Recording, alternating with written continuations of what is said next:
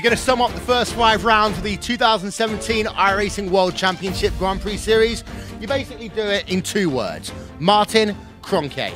He has won all 5 rounds of the championship despite not having started on pole position in each of those rounds.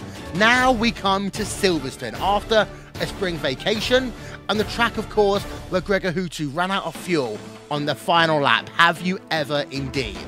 Today, Martin Kroenke is going to look to try and go one half of a season undefeated, but there's going to be 34 other drivers looking to become the first other driver to win a round of the 2017 iRacing World Championship Grand Prix Series and make themselves the driver to beat the streak and break the code. Qualifying will be coming up here in just a moment's time on RaceSpotTV and on iRacing Live as we welcome you to coverage of the 6th round of the 2017 iRacing World Championship Grand Prix Series. We are glad to welcome you into our home and us into yours. Qualifying is next.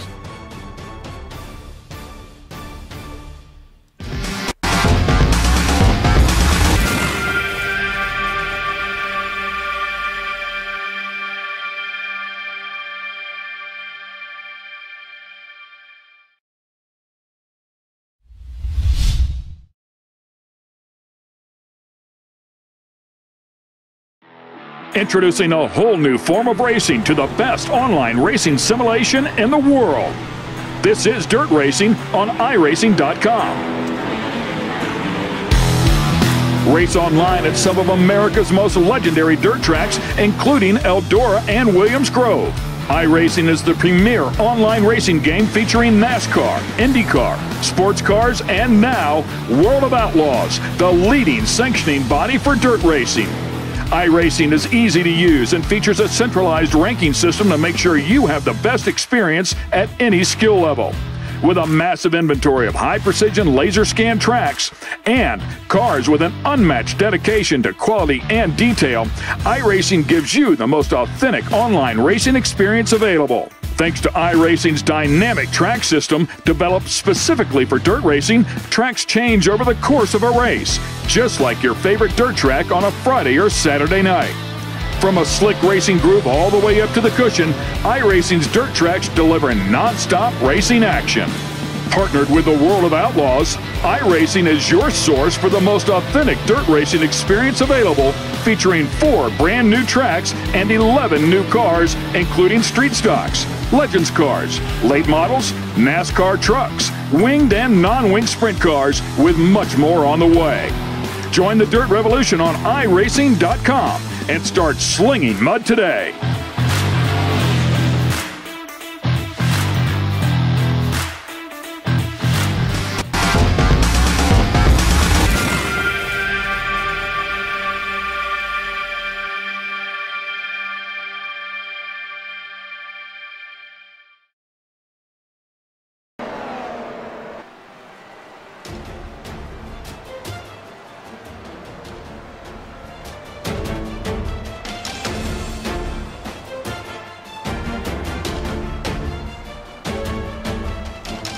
Welcome to Silverstone, to the 6th round of the iRacing World Championship Grand Prix Series and to qualifying, which all season long has proven to be exhilarating, but also incredibly important.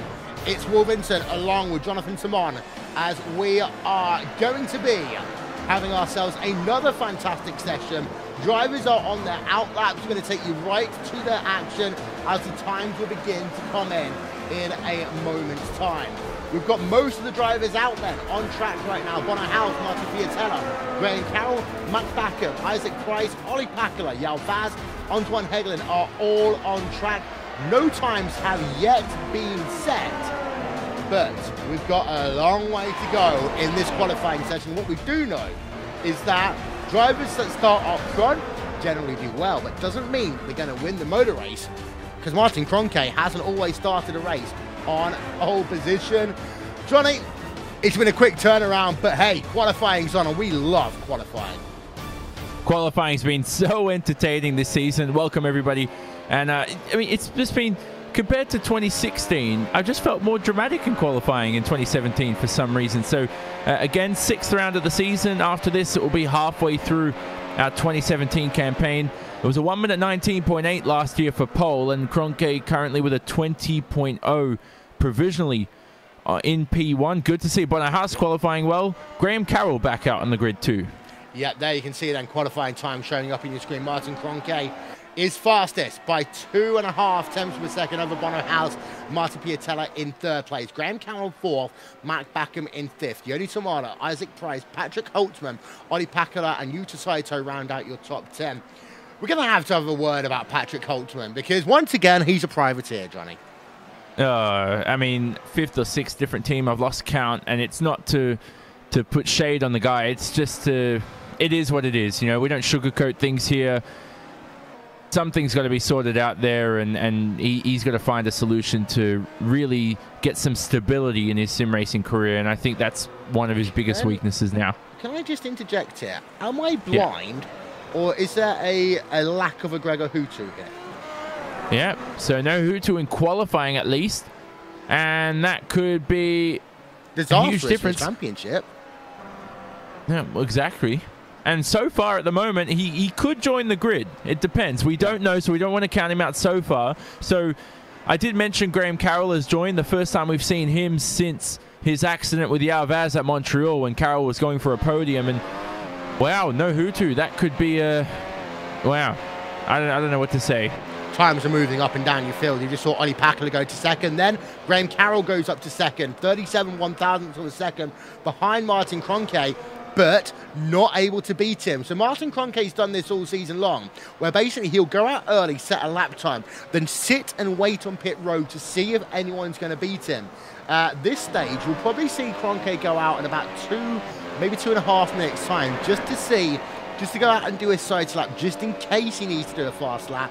Marcus Jensen currently running in 13th place in the Apex Racing UK number 12 machine right now, as he is about to complete, I wouldn't say he's going to complete a lap with that thing, he's about to start a lap there in the number 12 car. We're going to ride on board with him, as you see, we'll just take the start-finish line and now go blitzing it down into Copse Corner. That's how fast they go in these Formula 1 cars. We saw the guys lifting, braking earlier on RaceSpot Race Day. That's not the case here today. Stephen Michaels. Good qualifying by Stephen Michaels, actually, for the time being. 9th place in that Vortex sim racing car. Yeah, he wants to be a front runner in this series. I spoke to Stephen recently, and he wants to bounce back. He wants to go back to his Twister Racing days and improve on that and become even better than he was back then many, many years ago. And so he's still young, still got potential to extract. As one of the drivers goes up the order, is that Mac Backham, I think, climbs himself up in the 9th, or it might have been somebody else. Yavaz in 7th. Yes, thank you. Yavaz in 7th. Yuta Saito, I think, coming into the series last year, this is his 2nd season, really one of the most underrated drivers. This is a bombshell. One of the most underrated drivers, I think, out there on the grid. I mean, he's part of Radicals. They need all they can in terms of positive. And look at that, P6 on the grid provisionally. Yuta Saito, Kazuki Yumashima. I think that when these two work well together in terms of testing and development, they work so well. And I think that's been the story of the day, the story of the year for Radicals. The closer Yuta Saito and Kazuki Yumashima have been able to work, let's not forget they're countrymen, so they'll be testing more at the same time. When one of them hooks it up, they likely both hook it up. It's Marcus Jensen, actually, up into P number 5. We saw him a moment ago, but that P number 5, impressive by him. In fact, he's ahead of Martin Piatella by a good 6/100ths of a second, and only 6/100ths of a second behind Bono Haas. So that is a fantastic qualifying by him. Yeah, so Jensen, who's a rookie in this series as well, he qualified 10th at Montreal. This so far would be his best starting position. And very good. He's around some big names here. It's going to really be overwhelming on the grid when he looks around him and he sees Bono, Martin, Graham, Marty, everybody else as well around him. And good to see Ollie Pakala as well, he needed to improve on his qualifying struggles. And there's a reason why we haven't spoken about Ollie that much at least in the past few races. He's nowhere to be seen. He's starting in P15, P16, around the mid-teens, not where a name like Ollie Pakala should be. And the thing is, if Ollie Pakala can start a race in third, then actually he is going to potentially challenge for a race victory. And this is a salivating top three right now because Kroenke, yes, he has got himself pole position, but only by 37/1000ths of a second. We know how good Graham Carroll can be on starts. We know how good Ollie Pakala can be on starts. We've actually got two of the best starters in the field starting in second and third place right now. And if you're Martin Kroenke, you're going to be rear view mirroring that drive down into Copse Corner if things stay as they are. We've been having a look at a lap on board with Kazuki Omishima on and off. He's going to exit the final corner. Loffield, is he going to be able to join his teammate Yuta Saito up in the top 10? The answer to that question is going to become apparent right about now. Yes, he does. P number 4 for Omishima out of nowhere. Yes, what a lap. And we spoke about Umeshima and Saito. So the two Japanese drivers right now in the front 4 rows of the grid. Incredible. And Saito, don't forget, he qualified and well, he finished his first ever race of his career in 5th at Interlagos in 2016. He's only 20 years old. The guy never gets spoken about. His talent's constantly overlooked. He's quick. And they've shown it again, those two guys. And so now they're both teammates of Radicals. Hopefully the other Radicals drivers as well can find their pace. Down the order anyway, Joni Tormela, big name down there in 14th, just ahead of Paschalis Georgis, who's also ahead of his teammate Isaac Price. And rest of the order. It's good to see that we don't have to split qualifying. We just had it on Pat Will, 35 cars into one field. And last thing to mention is, with Hutu not being here, of course, we don't really find out until the session commences. Yeah, that's correct. And of course, Gregor Hutu, I'm trying to work out the regulations in my head right now. If Gregor Hutu attempts to join the race, I don't think he'll make it because there's 35 drivers. I'm actually going to have to check the regulations because on iRacing he won't necessarily bump if all 35 drivers set themselves a qualifying time. So we'll check that one out in a moment, but I do see 35 qualifying times in. So Gregor Hutu, unless another driver decides not to take the field, Gregor Hutu will not be eligible to start this motor race because 35 drivers, all with World Championship licenses, have qualified, aka set a valid lap time here today. We've been having a look on board with Martin Kroenke. He's got himself pole position, but let's show you the gap anyway. 120.076 time to beat. He goes faster. And again, this is that thing with Martin Kroenke. He's done it all season long. Just pushes that envelope. 1 minute 19.998, the only driver into the 1 minute 19s. How many times this season have I talked about that driver of Martin Kroenke just going just a little bit faster than anyone else, just fast enough just to annoy everyone else? Yeah, it's becoming comedy for him almost right now this season, and whether anybody can knock him off the top step of the podium, we'll talk about that in our pre-race show and post-qualifying coverage for sure. I do want to say as well, the reason why you might be saying, okay, Gregor can take his drop round, right? And that's fine for not attending qualifying, but he did finish 17th at Road America. Yep. The amount of points he's lost from there, that should be his drop round. So now taking this as well as a drop round, it's really hurt his championship chances. But qualifying results coming up next, Will. Yeah, indeed so. So qualifying is over. Here is your qualifying results then from the 6th round of the iRacing World Championship Grand Prix Series. Martin Kroenke goes out. He had pole position already, but he goes out and sets a 1 minute 19.998, literally for the lols. Graham Carroll, a 10th behind there in the Apex Racing UK car. Ollie Pakala will line up in 3rd. His best qualifying of the season. Same applies to the driver on the outside of row number 2. That is Kazuki Umeshima. Bono House there, P number 5. He was up in 3rd place early on in qualifying, slid back, couldn't make up time on that second run. Marcus Jensen, another Apex Racing UK driver, on the outside of the 3rd row of the grid. Marty Piatella in 7th place, Yuta Saito in 8th, Yao Vaz in 9th, and Patrick Holtzman will round out your top 10. Lots of diversity there in your top 10. We're going to talk about that in our pre-race show, because that's actually the most diverse grid we've had all season long, just like what happened last year. There's P number 11 through 20 up on your screen. Notice a mixture of Apex Racing UK, Commander Sim Sports, Vortex, INX, Core Sim Racing, and Radicals Online teams. And the remainder of the results then showing up for you now. We'll talk about this in more detail in a couple of moments' time here on RaceSpotTV and on iRacing Live. We'll step aside for a brief moment. Back with more thoughts and analysis after these messages.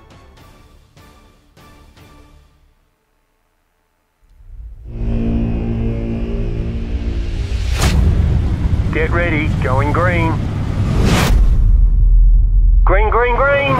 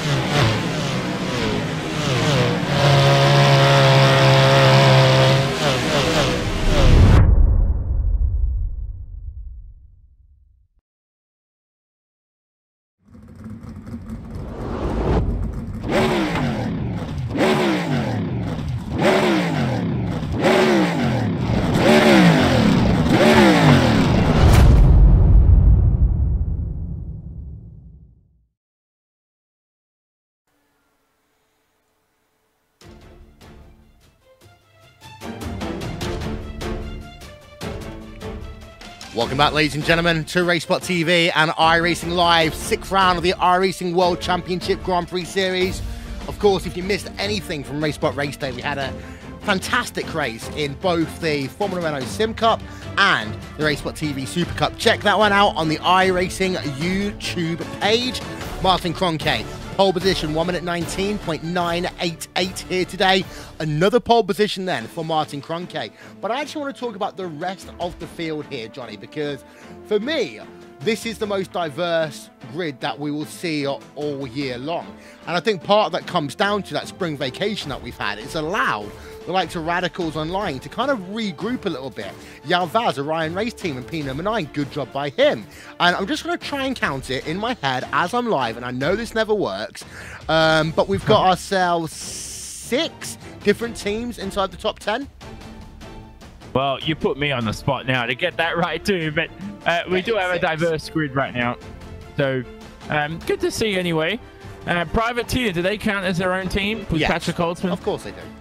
So a good segue to talk about Patrick Holtzman, who, again now, Will, I mean, off another team, pretty much I think that's the shortest stint he's had. I don't know what's gone on, and it could have been just a mutual thing. Maybe it's not a bad thing, but stability is key in sim racing, and I think when you have the same drivers year after year and you go through similar processes and repetition, think of it sort of like an offense in an NFL game or in basketball or something where you got the same players and it's fun, and the way your culture is, the way you go about things, the way you test, and the sense of humor you have, and everything's the same. You carry on and you can focus on improving yourself. Whereas when you're having a shift from team to team, I think this culture issue comes into play where you're constantly trying to find your feet all the time, and you're too distracted to just try to improve your own driving skill and learn, most importantly, from others. If that makes sense. Very long answer to my segue. Fit is always a big thing in that, and you see that there's some drivers that's been on one team for 6-7 years. Martin Cronkite, case in point, Koan Sim Sports, but there are other drivers who will move from one team to another for one of two reasons. Either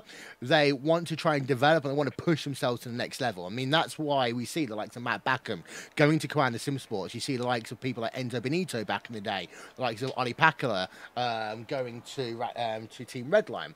Because it's for them, it's a chance to be at the very top in one of the biggest racing teams in sim racing. But then for other drivers, it does come down to fit. And I do hear that there are teams that are well established, they are successful, but people don't have fun necessarily on those teams. And I think the fun word is an important one because, yeah, you go out and compete for prize money here in the World Championship Grand Prix Series, but at the same time, if you're not having fun, it makes these hours of testing so difficult. And actually, ends up becoming fractious very quickly. And as a former team owner myself, I know how important it is to keep the status quo and the dynamic of a team going. Yeah.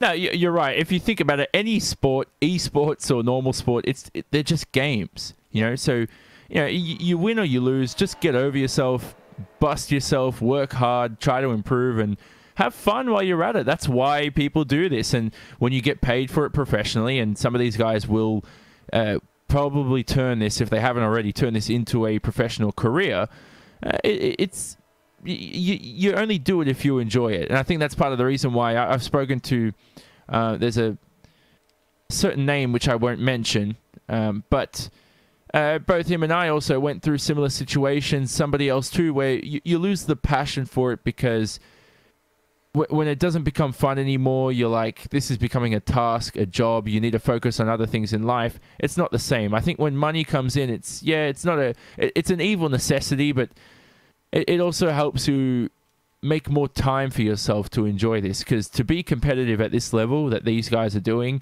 they really dedicate their lives to it, and that's not a bad thing. I think it's just more these guys are committed, capable, and the worst driver on this grid is one of the best in the world. And it's the same in any motorsport series out there. When you have like Sakon Yamamoto or someone, no offense to Sakon, but he's a great driver, fast. But when you put him on a Formula One grid, he's overshadowed. So guys like that. Yeah, and it's also, I mean, I'll use a bit of a basketball reference here. LeBron James when he went into the Heat, well, he had a team that came with him. Same when he went back to the Cavs. Same when I applied to Paul George. When, and I'm going to say when, as a Pacers fan, he leaves the Pacers, he might end up back there in 2 years because of the fact that he doesn't feel in a new team like he has the people around him. Moving on a little bit further on, in terms of today. You've got three of the best starters right behind Martin Kroenke in Graham Carroll, Ollie Pakala, and Kazuki Mishima. Any one of those could be leading by the time we get out of Stowe Corner on lap number 1. Well, not even Stowe. How about Cops? Make it simple. Into turn 1, get the move done, go into maggots, and just slice your way into the first position. Graham's Graham's a tough cookie to break. This is his first race for Team Redline as well. So Graham, who is alongside his teammate behind his now new teammate Ollie Pakala, he's going to stick his nose in when he can. He's going to make a fight, and that's what his personality is. He wears his heart on his sleeve too. Pakala as well. Hats off to the guy for finally qualifying well, and he'll surely have a laugh at that too. He's been missing from the front, and we've missed him for sure. Kazuki 4th, but we haven't spoken about Bono House in 5th, Will, who quietly gets that 5th position.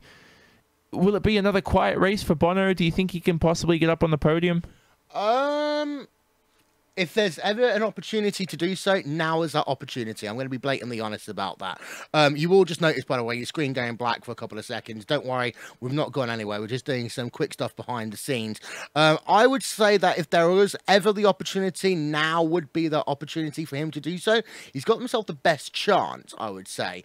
It will now come down, in my opinion, to, well, basically, how good his start is compared to all the other drivers around him.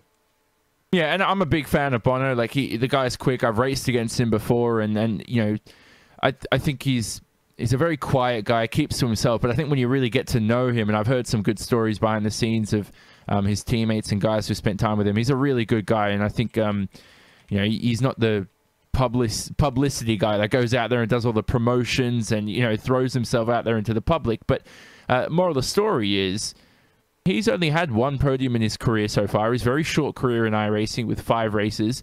And that podium came out in Montreal. Do you remember when Graham Carroll should have been on the podium that race? Except for a man named Yao Vaz, who now starts this race from P9.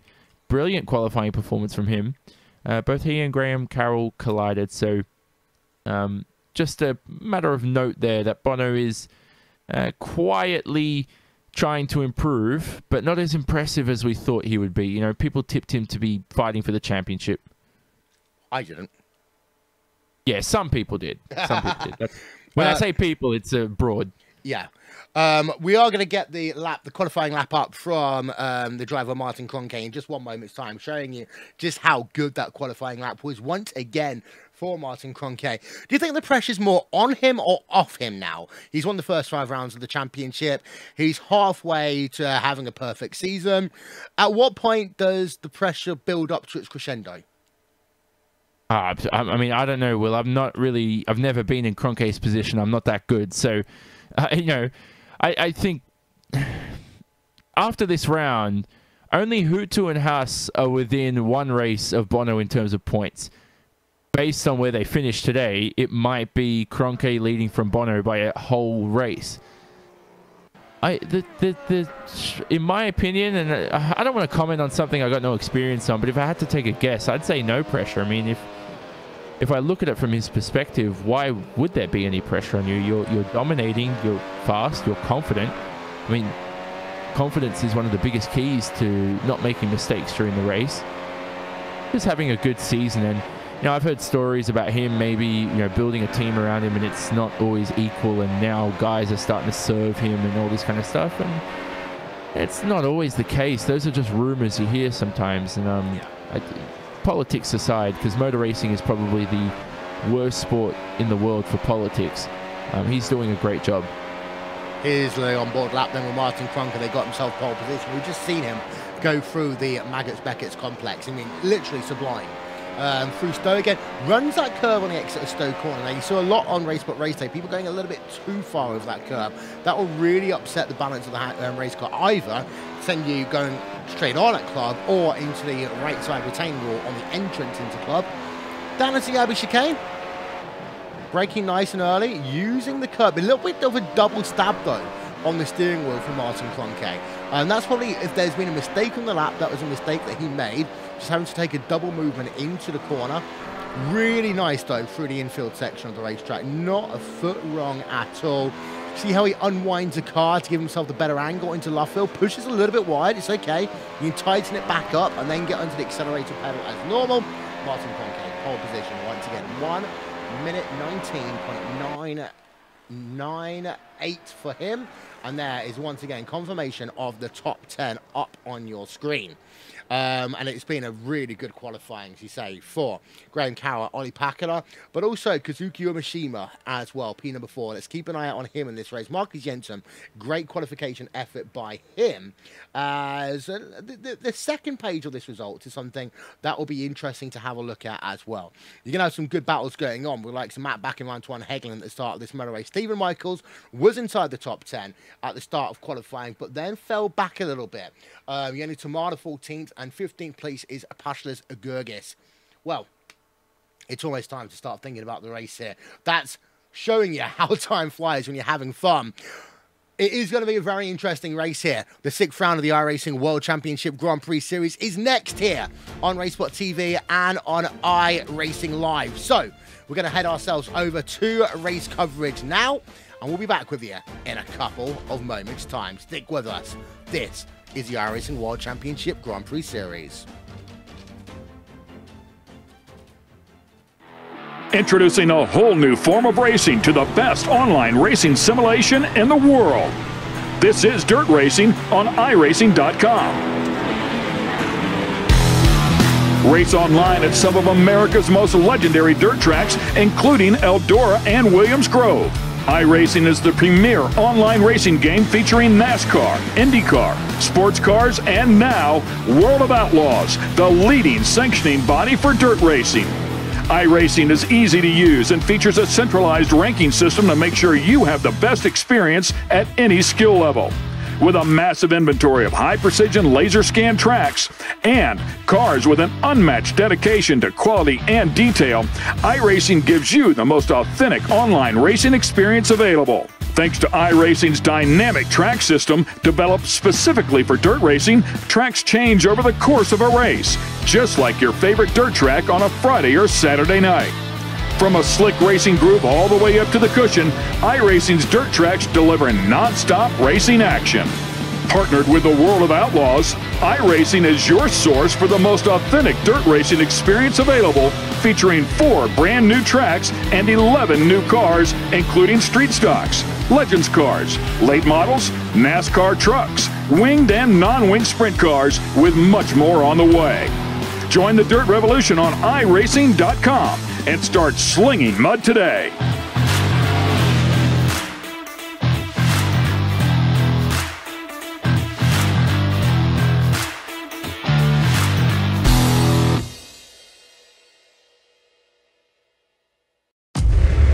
iRacing, you wanted the best, you got them for abreast. Often imitated, never duplicated. The greatest show on dirt, the World of Outlaws.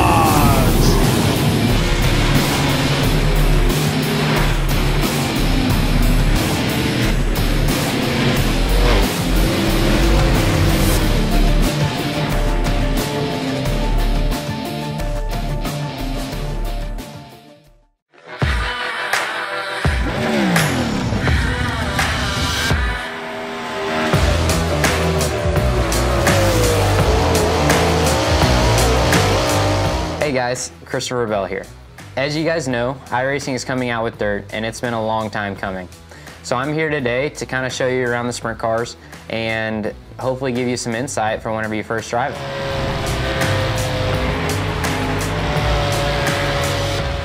So here we are at Williams Grove, gonna go out and make a couple laps in the 410 wing sprint car. I'm on default setup with a gear change to a 522. As we roll out of the pits, you guys might notice that the car wants to pull left and you have to hold the steering wheel right to go straight. That's normal for a sprint car because you have so much stagger, it's always trying to turn the car left. Once you get up to speed, that goes away. Going down the straightaways, Williams Grove has really long straightaways and really tight corners. The big wings on the sprint cars, it always wants to pull you left into the corner, so it doesn't take much steering wheel input to get the car into the corner. A big key for the wing sprint cars is that they always like to go straight. They don't like to be too sideways. So the less steering wheel input you can have and the straighter you can keep the car, the faster you'll go. As the track slickens off, you'll be able to play with the setup to get the car driving even straighter yet. And that's a couple laps around Williams Grove. So here we are at Eldora Speedway. I'm on baseline setup with a gear change to a 511. As we roll out at Eldora Speedway, one thing that you'll notice is that the corners are really sweeping and it's almost a circular shape. The big thing about Eldora is just keeping that steering wheel straight. The straighter you keep the wheel and the less steering input that you give the car, the faster you'll go. The fast line around Eldora will be right around the inside wall in the corners and then with a big arc towards the outside walls down the straightaways. Then once the track slicks off, you'll be able to follow the groove up towards the outside wall, where the famous Eldora High Line comes into play.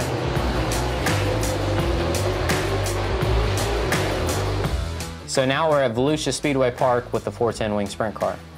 I'm on baseline setup with a 511 gear, the same as what we ran at Eldora. Whenever you roll out on the racetrack, you'll notice that Volusia is similar to Eldora. They have long sweeping corners, and it's kind of circular in shape. At Volusia, whenever the track is fast, you'll want to be right down against the concrete wall in the corners with a nice big arc down the straightaway. Whenever the track starts to slicken up, you'll be able to follow the groove up higher and higher. Whenever you get into turns 3 and 4 though, the groove might get up onto the shelf, which is the flatter section of the racetrack, and then it becomes very difficult to exit turn 4 without getting into the wall. And that's just one of the characteristics of Volusia Speedway Park. Hope you guys have fun.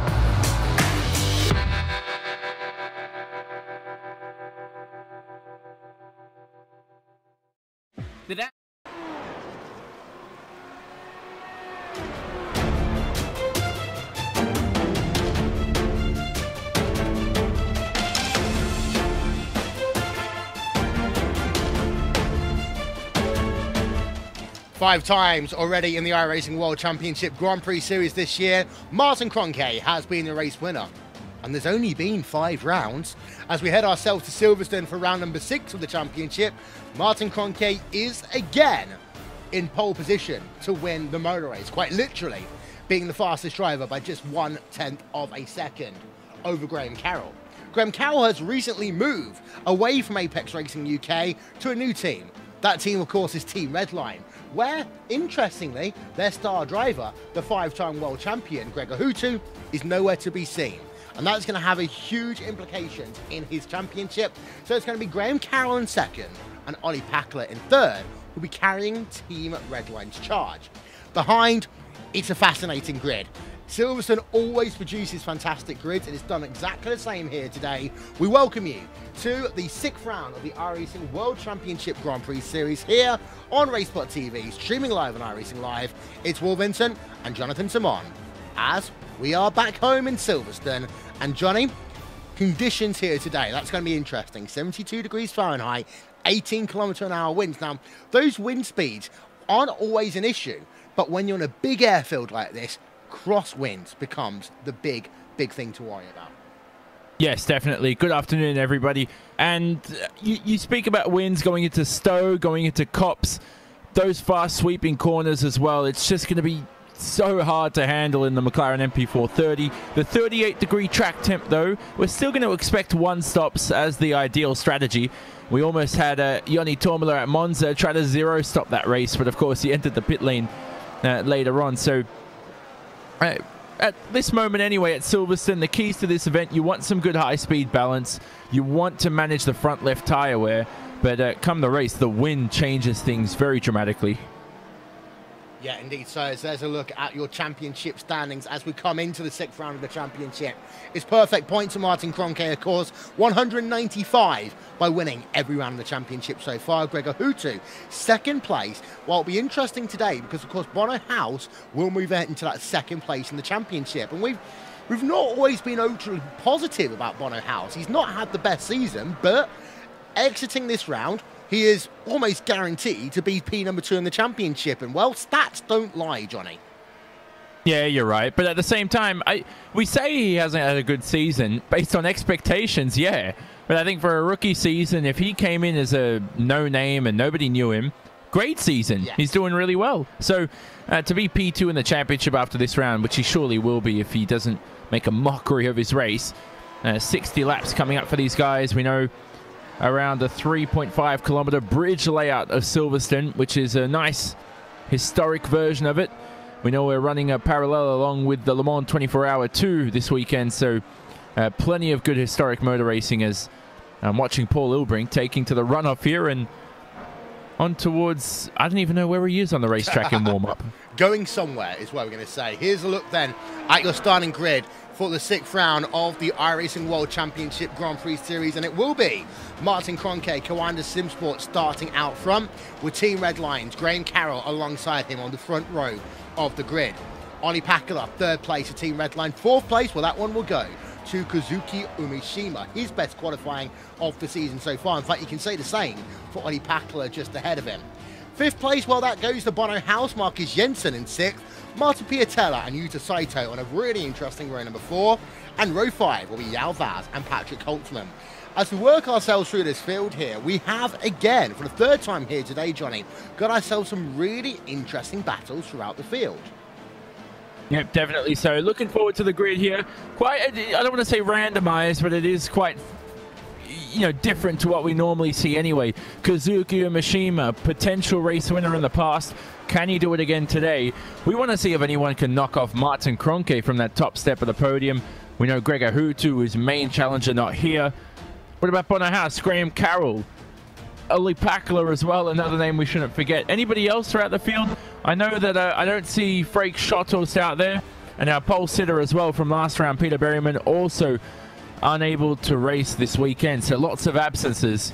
And surely detentions coming up from their team bosses for that. Yep. And now the talking stops. The practice is over and the drivers, again, make that journey down on towards pit road to start the 6th round of the championship.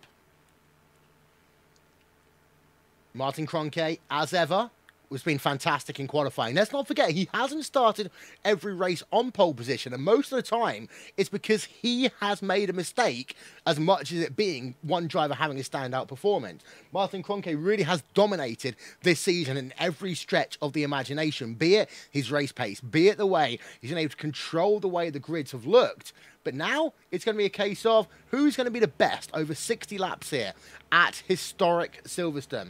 All the drivers are now lined up on the starting grid. So let's get you 60 laps of racing underway here in the iRacing World Championship Grand Prix Series. Engines rev, Lights go out, and here we are then, down in towards turn number 1. They all will storm for the first time, and immediately it's a case of who can cover whom. Ollie Packler will move himself past Graham Carroll into second place early on. The question is, can they all make it through sector number 1? For the time being, the answer to that one is going to be yes. At the front of your field, it's Martin Kroenke who leads the way over the driver of Ollie Packler. Kazuki Umeshima, by the way, had a horrible start. He's fallen down 4 places into 7th place here, Johnny.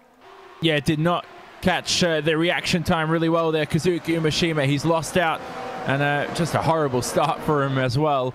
You look down the order, Holtzman's dropped a position outside the top 10, but Yao Vaz, great start up into the 6th position. He's had a spike of good performances in the past and hoping to do that today here at Silverstone. Yeah, at the front of your field, it is Martin Kroenke already with a 0.7 of a second advantage. So we asked the question, was it going to be the case of maybe someone challenging Martin Kroenke at the start of this one? Well, Ollie Packler had a fantastic start from 3rd place on the grid, but he couldn't quite find a way to go past Martin Kroenke on the opening corner. And now we've got a little bit more two-wide racing as we work ourselves through the field. This is with Joni Tormala and Antoine Hegelin. That's all the way down in P13, P14 right now. But it's been, I wouldn't say a lazy start to this motor race, but it's been a race. Oh, as we say that, Tormala gets a bump, and is that Isaac Price there? Correct. It was Isaac Price, the two just making incident at the very end of the lap. We were on board for a moment with Joni Tormala. We're going to have a look then again at this one. Notice that course in racing car of Isaac Price as the two make contact. They're both trying to come on towards pit road at the same time, and Tormala just cuts across Isaac Price there. Yeah, so I think, I'm not really sure what just happened there. That was a ridiculous situation. Tormala entering the pit lane anyway, so Isaac Price caught unaware. Bit of a miscommunication between the two drivers as they were trying to scramble for position on the opening lap. But a lot of moments as well. Massimiliano Ficata down in 30th, lost it into Cops at turn 1. And Yao Vaz, after his brilliant start, he's all the way down in 31st. Oh. That's horrible, and of course he's had himself a pit stop. I believe that was a penalty as a consequence, because 21.3 seconds down pit road he has been. And sometimes starts like that mean nothing, but at the same time, a second on the lap number 1 can prove to be vital towards the end of the motor race. The field has got itself a little bit more spread out. We go on board with Patris Gergis, Corsim Racing versus Patrick Holtzman in the number 27 versus 41 cars. Of course, Holtzman is once again a privateer here. So you'll see him in different colours for the 3rd time this season, trying to fight on for P number 10, and nothing really changing between those drivers. As down through your field a little bit further, we have got ourselves Fabrizio Gobbi versus Tommy Meglec. That one is going on for P number 24. Yeah, so battles throughout the field here on the opening laps of Silverstone. Hegelin's very close to Gergis behind. Gergis needs a strong result. I think confidence for him right now at the middle part of the season, because this season's gone so quick. For these rookies as well, they don't have many opportunities to showcase their abilities right now with a shorter calendar. So it's the pressure's on for some of these guys, even down there for Meglic, Gobbi, Reminiak, all the way down from P23 to 25. Let's go back to the front of your field, because Kroenke isn't having it all his own way right now. Ollie Packler has actually closed up a 1/10 of a second on this lap. As you see, the gaps were very close between them on that second lap. So whilst Kroenke had the better start, he's not yet been able to pull out of DRS range, and that has been normally the key to Martin Kroenke's success this season. Blitz the first couple of laps, get out at DRS range, and give himself some comfort.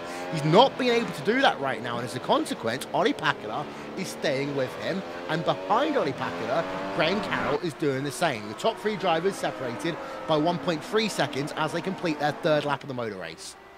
Yeah, I'm quite impressed by this. The 3 red line cars, actually. They're in a Coanda sandwich with Kroenke first, Piatella in 5th. And they're maintaining the gap well, if anything. Packler looks like he's creeping in on Kroenke as they head through Maggots Beckett's. About to go through Chapel now, the left-hander, accelerating away on the hanger straight. Here's the DRS zone, and Packler flicks up, or opens up the rear wing, excuse me, and here they go to Stowe. He's gaining more time. So good race pace from Packler so far. Yeah, and you noticed that last time by, actually, he was a tenth of a second faster. Now, it's all very close, of course, when you're running in that dirty air, but Pakala is sticking with him. As you see there, confirmation he did have the fastest lap of the motor race so far. As we just skip down the field a little bit, Marcus Jensen versus Suzuki Umeshima. Umeshima was able to make up a place after he had that miserable start, so he's back up into P number 6 right now. Yuta Saito runs in 8th place and actually kind of leads a train of drivers now as he is in 8th place. Yeah, it's a very weird set of drivers there from 6th to 8th. So you got Umeshima, Jensen, Saito, who these are 3 drivers we don't often see in the top 10. You know, Umeshima, yeah, every now and then, it's not really consistent. Saito the same. Jensen still young, still improving. One of the youngest drivers on the grid, Marcus Jensen. So he's got a lot to prove there for the Apex Racing UK team. But what we saw with Pakala earlier on, Will, is through Stowe, he ran wide and he lost about a 10th. That's the pressure that these guys have against Martin Kroenke. You can't even lose a 10th. Like, to me, that's a fatal mistake. That's a 10th you might never gain back for the rest of the event if Kroenke breaks away. Yeah, the gap currently is 7/10 of a second. And in the event that, you know, you lose a couple of tenths in the early laps, well, you are going to be in a situation quite clearly where you lose that DRS and then the scope of the race changes very, very quickly. Although Pakala is still keeping the pressure on. Last time by, there's only 5/100ths of a second between them. And Graham Carroll is still stood there as well in 3rd place. Now, it'll be very interesting to see Graham Carroll in this Team Redline team, because traditionally Apex would always start well when Graham Carroll was over there, then would fall back about 10-15 laps into a run. We don't know whether Graham Carroll has been able to sort that one out, of course, with now Team Redline gear. Yeah, generally I think that might be the case. We can't come up with conspiracy theories, of course, but and when he moves to the team, he's had plenty of time now at Redline to understand the way they work and the way they do things. Probably won't fit in culturally for another 3 to 6 months, but in terms of just the processes and how they go about setup, 3-4 weeks is plenty of time to learn some knowledge. And in such a complicated car, he needs to be able to sit down and speak to these guys, and he can bring in as well, Will, things that he does well that Team Redline had no idea about, and they can implement that in their own sort of setup and strategy too. Well, I was thinking that one of the biggest issues that we've seen all season long was the fact that Redline weren't particularly strong in the first 3-4 laps of a motor race. Hello. It's changed. Oh, and here we go. Conspiracy theories. It's going to be on those, you know, those YouTube videos people release. They're like 40 minutes long, and you spend like, you contemplate your life. Why did I watch this? Yeah. It's going to turn into one of those conspiracy theories for sure. But remember we did our fractions here last year? We're already 1/10 through the event. We are indeed. Matt Backham, P number 9, hunting down Yuta Saito, P number 8. Half a second separating those drivers right now. I do think the crosswinds are coming into play a little bit, because the driver can get within half a second without too much difficulty. Then it seems to be that dirty air kicks in, and that is going to make the undercut, overcut situation very, very interesting here today. A driver who can preserve the tyres and go a little bit longer, well, they could end up having a fantastic run. Although, at the same time, if you can come on towards pit road a little bit early, get yourself enough clean air and no traffic, and know that you've got enough to blitz and fast lap, I think the undercut will work best here because of how hard it seems to be to make an overtake move work. And you'd rather be in position front, as I've just seen Martin Kroenke make a bit of a mistake on the exit of Cops. Yes, correct, Will. So made a mistake at Cops, ran off the racetrack, and Pakala has a shot here going into Stowe. He's going to flick on DRS, and he's hopefully going to take the lead at the end of his straight. Yeah, we just showed you the replay there. He just bumped over the curbs down at turn number 1. We are going back live because Ollie Pakala is within 1/10 of a second. He looks down to the inside as they work themselves through Stowe, but he cannot get the move done. Will he try and do it again into club corner? No, he can't. So Martin Kroenke just holds on for the moment there, but it has now bunched these top 3 drivers up to within 1 second of each other, and that really is one of the first mistakes we have seen Martin Kroenke make all season long. Wow. I mean, in quite a while anyway.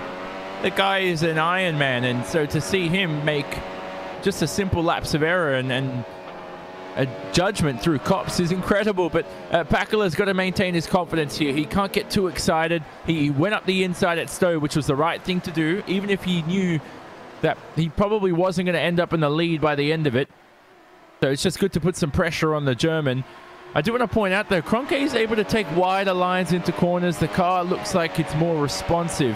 And I think that's the biggest key to Silverstone, is when you have a car where you're able to steer, it's responsive, you're able to go left to right on the racetrack without worrying about going off into the grass. I think that's a good, confident car to have. But, hey, lap time's a different story, because Ollie behind with a much tighter car, it seems, is still doing well. Yeah, and all of a sudden that gap is immediately back up to the half a second that we've been talking about throughout the majority of this motor race already. Antoine Hegelin in P number 12 versus Patras Gergis. That one's going on for 11th place on track. Just to let you know, retiree-wise, we have Jorge Montanes out of the motor race.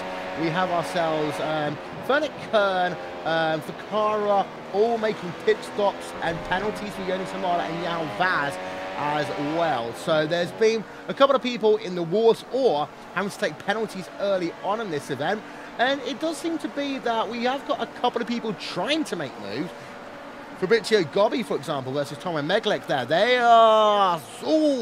they went side by side for a moment. Gobbi came out worst of that one as they two went side by side into the club corner there. Sim Racing Baiting versus Frostmar from Levano Racing.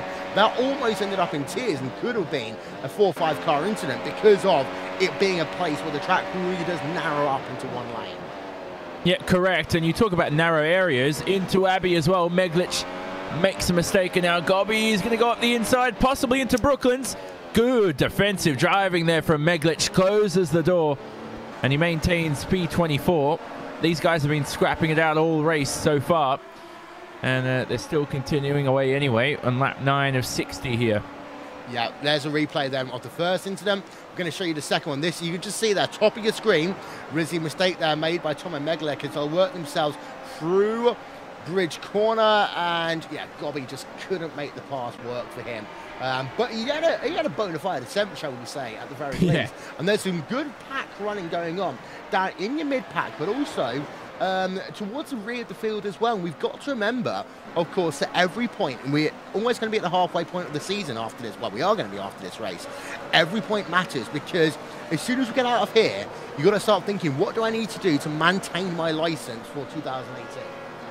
Yeah, that's a big key. I mean, Sebastian Job, for example, missed out on his license last year by 1 position and really had a... You know, people say he really didn't care much in the Pro Series. That's true, but if he kept his license, maybe he would still be racing out here this season. So there's a whole lot of different theories you can come up with. It is what it is.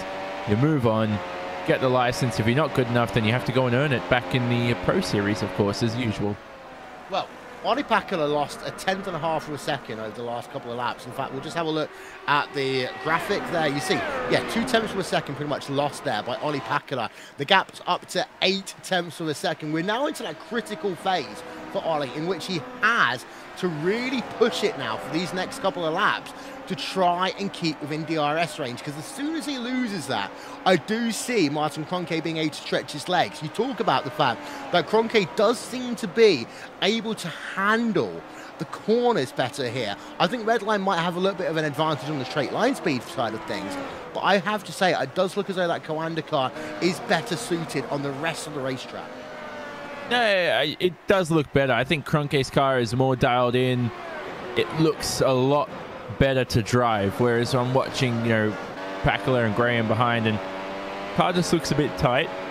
We know that Graham has one of the, you know, the front end just hits all over the place with Graham's driving style, so it's hard to assess the setup with him. But anyway, we can look into all these theories. We don't have the data on us, so we can't really come up with the silly things. But anyway, Kroenke still within the Kroenke still within the clutches between Pakula and Carroll now, a second between them all. So DRS, as you mentioned, Will.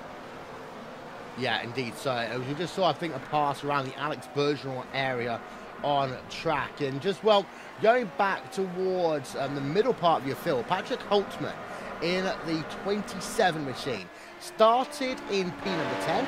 He's running in P number 10 right now. In fact, I don't know if he started in P number 10. Let's have a look at the graphic on the left-hand side of your screen right now to show you the moves and shakers in this event. Actually, yeah, Patrick Holtzman started 10th, as I said. Matt Backermet has moved up 3 places, though, in this event so far. And Backen, we just showed him behind the driver of Yuta Saito, Martin Piattello as well. He does make good starts to these events and does find a way of being inside and around the top 5 at the start of these events. So Piattello, you know, we don't often talk about him, but he's quietly plodding along, 1.5 seconds behind Bono House, 3 seconds ahead of Kazuki Mishima. Yeah, well, he had his best result at Monza with 7th, but his P5 here looking good as well. You can say, okay, Gregor's not here, he should be 6th, and Peter Berryman and all these guys, but, you know, it is motor racing. You can come up with anything you want to be self-deprecating or put guys down. He's got a good 5th place right now. He's only 1.8 seconds behind Bonahas, so the gaps will extrude as the race progresses, but I think at this stage, to see how close the field is, and we're on lap 12. I mean, 1/5 of the way through this event, and the top 5 are separated by 6 seconds. That's pretty good.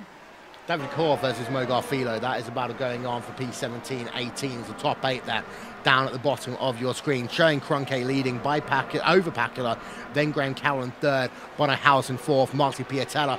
Rounding out your top 5 as it seems right now, but David Core versus Mo Garfilo. Filo's rival, we haven't really heard any much of at all this season, as well as Remniak actually. Just going side by side. We just saw him on my screen, and he's, oh, we got 2 cars off. We've got Remniak and another car off. That is Tomo Meglek by the look of it. Yes, indeed it is, in the Sim Racing Bay Team car. I'm going to show you a replay of that one then.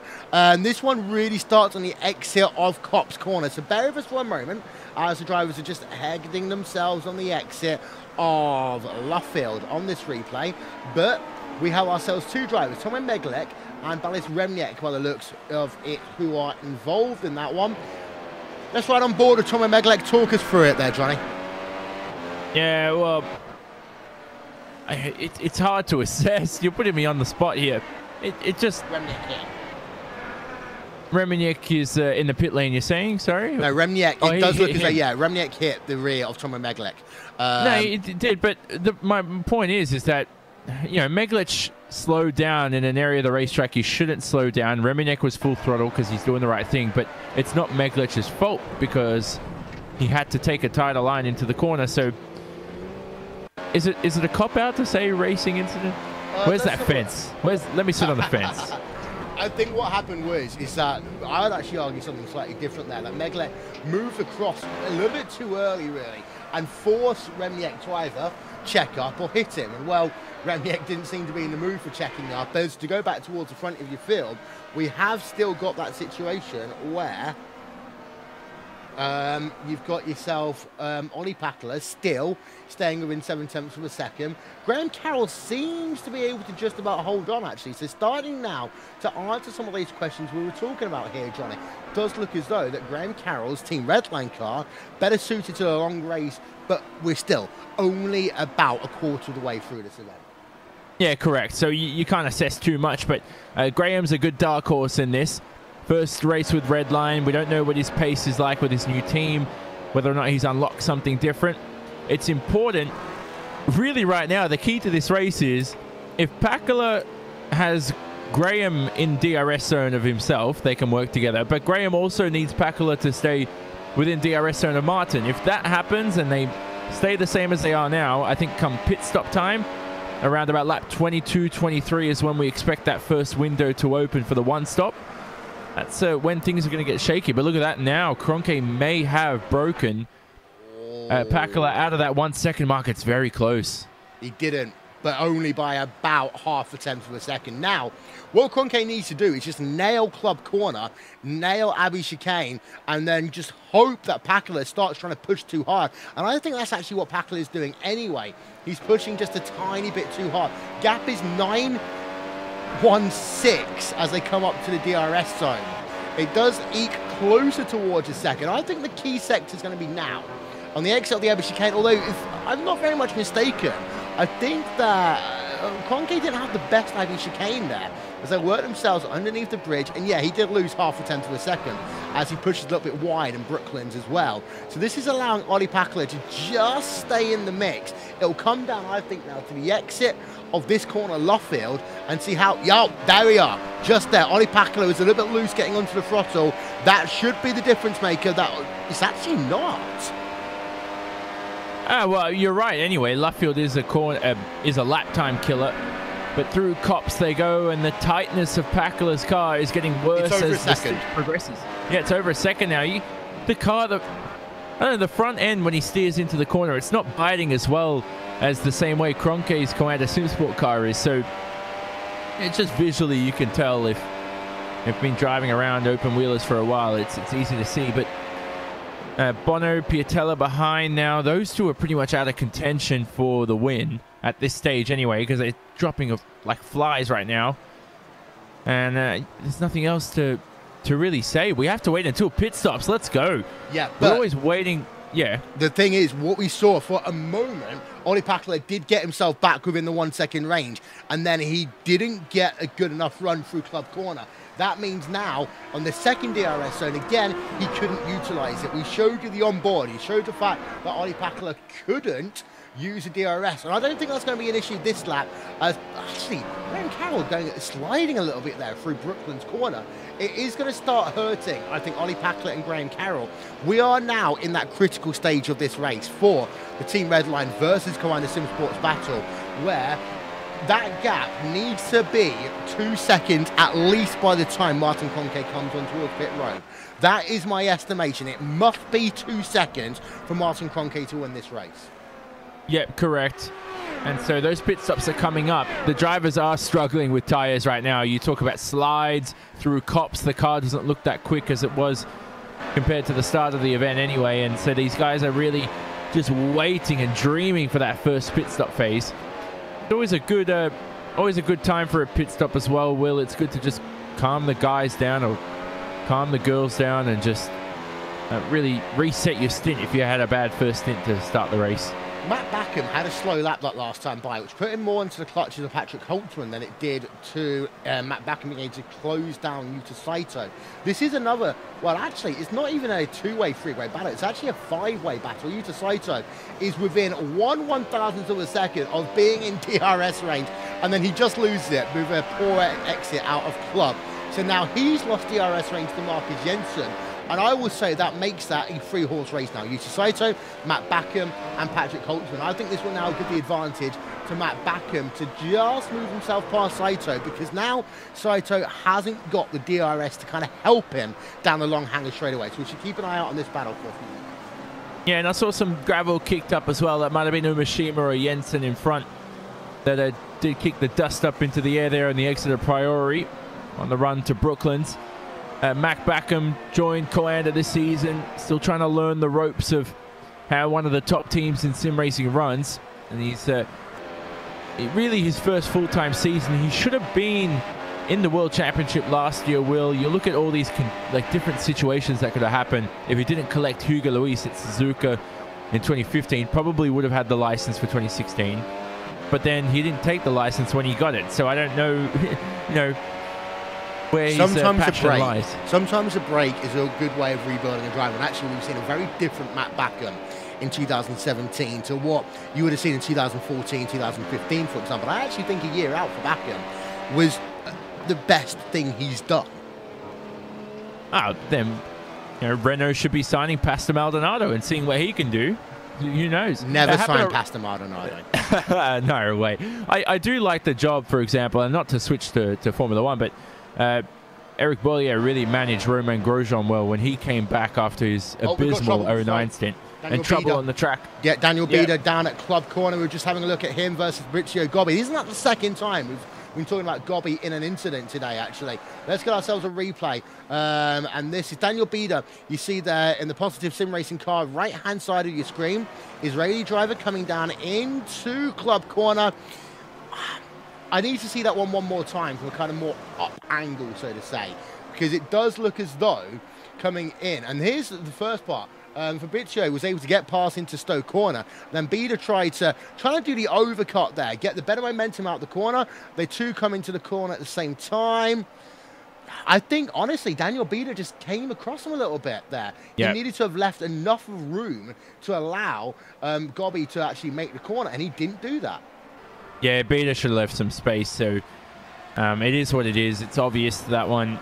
He just if he went an inch bit to the right, they probably would have made it unscathed, because I think he did stop it in time, Gobby, on the apex. But anyway, beat us now on the back of a pack here that includes Alex Bergeron at the front, Isaac Price, Vaz, Joni Tormula. Now this is interesting, Will, because Price, Vaz, Tormula should not be down this far in the order, but they all had some dramatic moments in the opening lap. So here they go now, scrapping it away here on lap 18. Oh yeah, this is fantastic stuff going on right now. We're right on board with that driver of Vaz, number 46, Orion race team car. Alex Bergeron actually has a very poor run out of club corner. That's going to allow at least the driver of Isaac Price to go past. Indeed, he does. Vaz going to go down the inside as they come down in towards the Abbey chicane. Nope, not going to happen for him, but we go on board then. Have a look at Isaac Price as he's going to try and now pull away as quickly as he can over that battle. Isaac Price now up into the 22nd place on track here today, as we then turn our attention a little bit further towards the front of the field. And Graham Carroll is now in the same situation as Ali Pakala was in about 4 or 5 laps ago. He is struggling to stay in the DRS range of Ali Pakala right now. Yeah, so Pakala obviously now the gap's doubled since we last checked up on it. Graham looks good in the new livery, I gotta say. Yeah, different livery for him and different team, exciting times. But right now in this race, it's just slipping away 10th by 10th. It's a very slow death, Will. You know, it's like the worst way you can almost lose. And well, not really, actually. We saw the worst way you can lose was last year with Gregory Martin on the final lap. But have you ever? I did. I was part of the... I couldn't believe that last year when it happened. I thought it was just some lap car or something in the way, but it was really for the lead. If that happens today, it'd be unbelievable. Antoine Hegelin, by the way, is in 12th place. Paschalis Gergis in 11th. These two are the closest battles on track as they exit Luffield. Corson Racing seems to have some good straight line speed here today. Antoine Hegelin, Apex Racing UK. Well, he has lost a couple of places, I think, in this race so far. No, he hasn't, actually. I'll take that one back. I think about Marcus Jensen, of course, who started inside the top 10. He is still running inside the top 10 in the 7th place. Remember I talked about that 2-second window that Martin Kroenke had to get? He's just got it. Well, he just lost it for a second. It's 1.999, but it was 2 seconds a moment ago. Oh, it is what it is. It's... good stuff from Martin. There's been a lot of talk about how he's learned a lot. He's spoken to a lot of people, and nothing to do with setup stealing, but he's done his job, and I think he's mastered this car to a point where he's gotten the tips he's needed to do to implement to his own setup. He's got a team around him that he learns from and he teaches to, and it's just he's in that sort of Schumacher Ferrari element. You know, when people always rank Senna as sort of the best driver in terms of talent, but Schumacher had the talent but was better at building a team around him. And I think Kroenke's done the real good Schumacher right now in terms of building a team. Yeah, so good stuff. Daniel Arndt-Wensing, by the way, P number 16, Ilka Happala just ahead of him, Orion race team car. Ilka Happala, 15th place. 16th place, Daniel Arndt-Wensing as they exit Luffield, and a bit of oversteer for Wensing as he comes out of that corner. Had to readjust that car. That's going to cost him about 0.5 of a second as they both come down into Cops Corner once again. As Antoine Hegelin and Jamie Fluke going side by side right now. As we get ourselves a replay of that, because it must be one driver pushing a little bit wide, because that gap was far larger, in fact, as they came down towards turn 1. Antoine Hegelin, yeah, by the looks of it, went wide down it. Oh, he just locked the brakes as he tried to stop that car from spinning. Goes onto the actually asphalted runoff area. Back in my day, when I was a kid, that used to be gravel trap. But he loses the place to his teammate. As well, it's interesting what's going on right now with some of these drivers. As again, we have drivers from the same teams actually going at it together. And Antoine Hegelin went back down to the inside of Jamie Fluke. It's like, come on, bro. I know you're teammate, but I want that position back. I'm going to do it the quick way.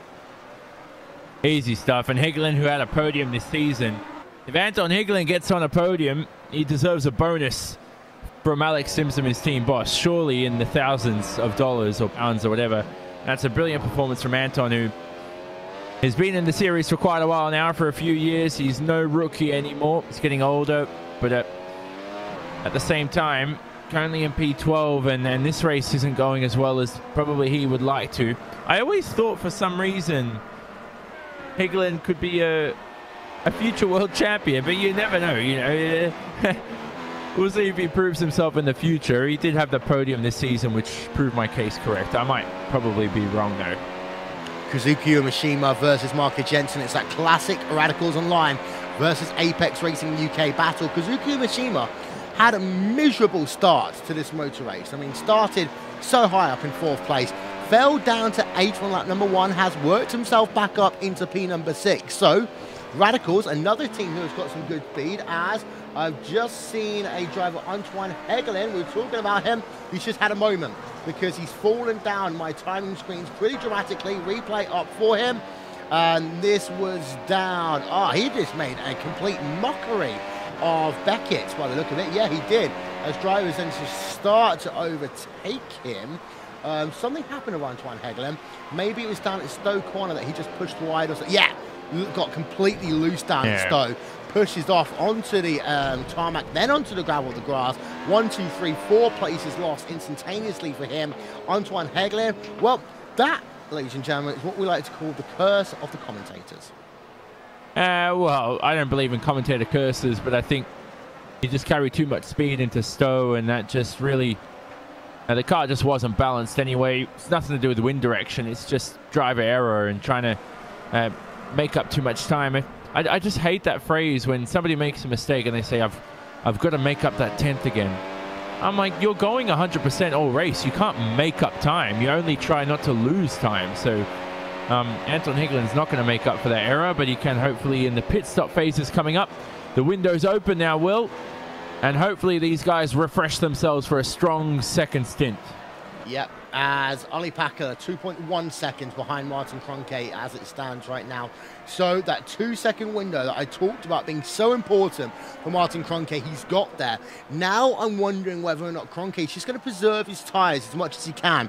Keep that window between 2 and 3 seconds just so he can manage this pit stop phase, because the difficulty is when you've got 2 teammates right behind you on track, it means that they can split their strategy up, and actually, you know what, Graham Carroll can come on towards pit road a lap after Ollie Packer, and that in itself could be a big difference maker here. Yeah, that's the thing, and I see the gap between, so Higgelin 24.4 seconds behind Kroenke, and then Filio is behind Higgelin. He's 30 seconds behind the leader of Kroenke. So there's a 6-second window there of clean air. And if Redline see a gap of clean air as we have Mac Backham entering the pit lane for Coanda, if they see clean air, I'm throwing a Redline guy, either Pakala or Carroll, into the pits. I don't care, you know, a P2 or P3, congrats. Good podium, good points, but go all out for the win. They can knock off Martin. They can throw all the guys at him. You got Bono House, throw him at Martin, see what happens. Just do something. And I think they really need to split their strategies here, because in the end, if you think about it, those 3 Redline cars will. I mean, they're going to finish 2nd, 3rd, and 4th, right? Even if you do muck up the strategy. For 3.9 second pit stop there for Matt Backham as he rejoins the track in the Coanda Sim Sports car. There have been a couple of other drivers that's coming towards pit road. Daniel Arndt Wernsing has just made himself a pit stop. We saw him in battles earlier on. 4.3 seconds his pit stop was. Alex Bergeron's done a pit stop, 3.9 seconds for him. So we have had a couple of drivers coming in then at the very edge of what that pit window is. Ollie Packer is on pit road, so he's going to try and do the undercut, and this is what I talked about.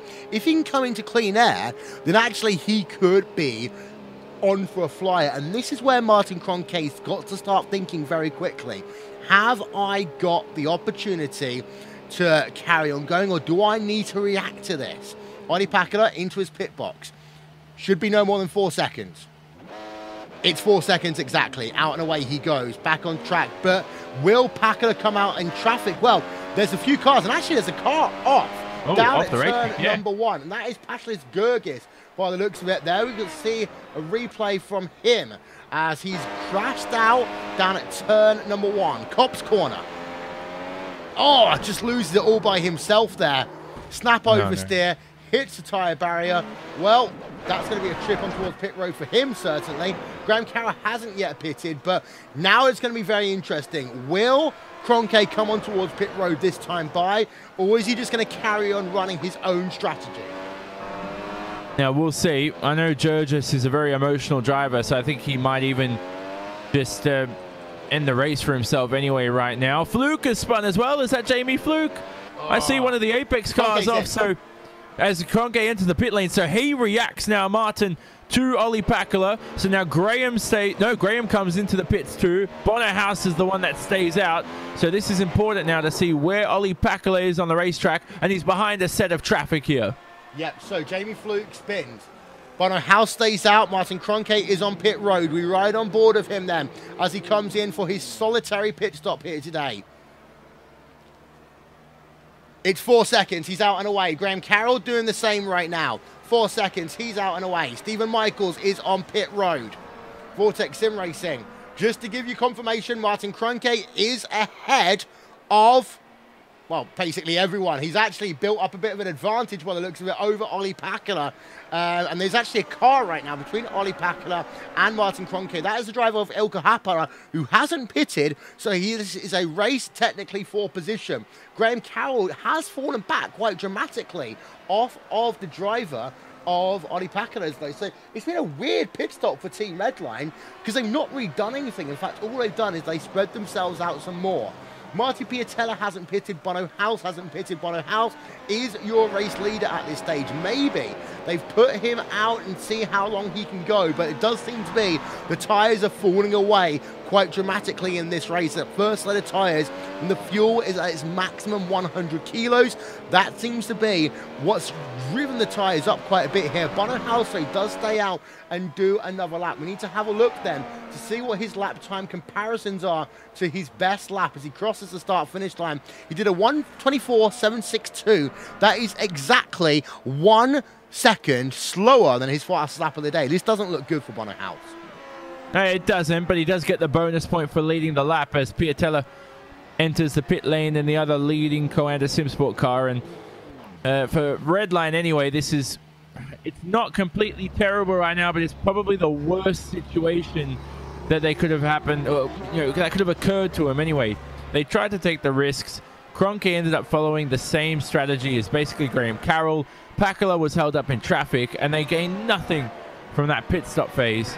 And now Kroenke has also extended his advantage as well to 2.2 seconds out of the pit stop. So let's see what Bono does. The options for Bono is, depending on track temperature as well, he can go to the end of the race. Probably not the best option because it's only 14 seconds a gap to Martin. So Martin would probably catch him, Will, I'd say, in maybe 14, 15 laps if he continues this same pace. Oh, I think it'll be quicker than that. I'll be within 10 laps because Bono House's tyres, judging by with the spin we saw from Jamie Fluke, judging by what we saw of Pashless Gurgis, the fact that drivers are really struggling out here right now, and that fact Bono House is in.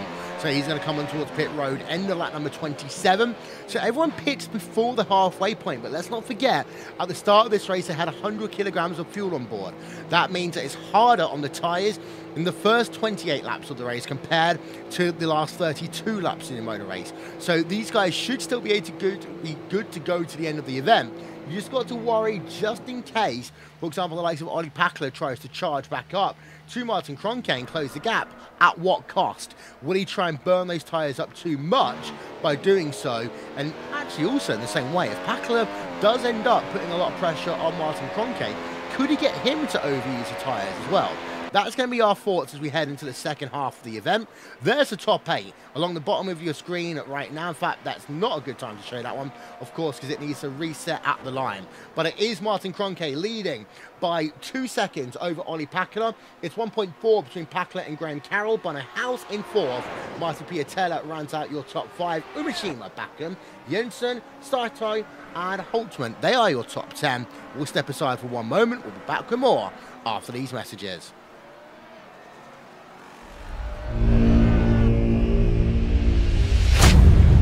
Get ready, going green. Green, green, green.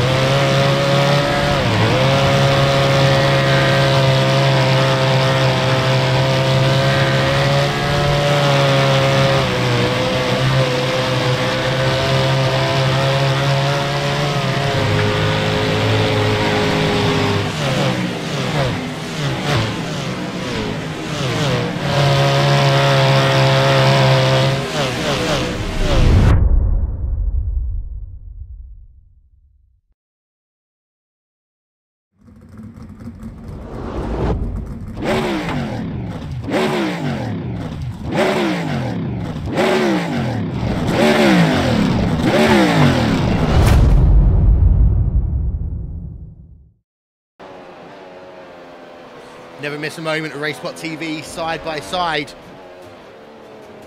We're on board actually there with Matt Backham. He's going side by side with Kazuki Umeshima. This is the battle for P number 6 right now.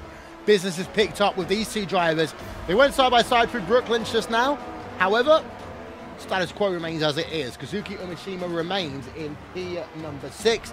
It's P number 7 for Matt Backham. There are your top 8 along the bottom of your screen. Worth noting, Ollie Pakala has closed up 3 tenths of a second whilst we've been away, Johnny. And this is what I mean. Pakala might try and charge back up to Martin Kroenke. At what cost to his tyres? Yeah, that's true. And he did pit a lap before Martin. So I was expecting Ollie's pace to drop off lap by lap, because that 1 lap difference makes it does make a huge difference. So good to see anyway, a good fight here going for the lead still. Live timing and scoring, of course, always available. Just visit RaceSpot.tv/timing. Of course, it only works if we're live. So if you're watching on Jinx TV, hello, and thank you for being a part of our coverage here on RaceSpot TV, the home of the iRacing World Championship Series. And if you're watching us, of course, on YouTube, don't forget that you can catch all the best action from the best series on iRacing on iRacing Live. Let's go and then have a look through your field a little bit. Ilka Happala versus Isaac Price. Now, these two drivers love to get into a scrap. Orion Racing versus Corson Racing. Happala again doing what Happala often does, quietly moving himself through the field a little bit. Currently in P number 12, Isaac Price actually not having a bad day in P11. Yeah, so good stuff from the both of them. Ilka Happala, more than experienced. He's been in every single season of the iRacing World Championship Grand Prix Series, the 33-year-old. He's been there since the start in 2010, and he's still pounding the rock here today as he goes through Cops at turn 1. Price trying to shake off the draft and the slipstream smart exit there, but here they go through Maggots and Beckett's, trying to avoid any dirty air effect, but you're really stuck in no man's land when you go through these corners. Just picks up the exit through Chapel, flicks on DRS here on the hanger straight, but I think he's too far behind to slot himself up into 11th. Yeah. Or maybe not. No, he is.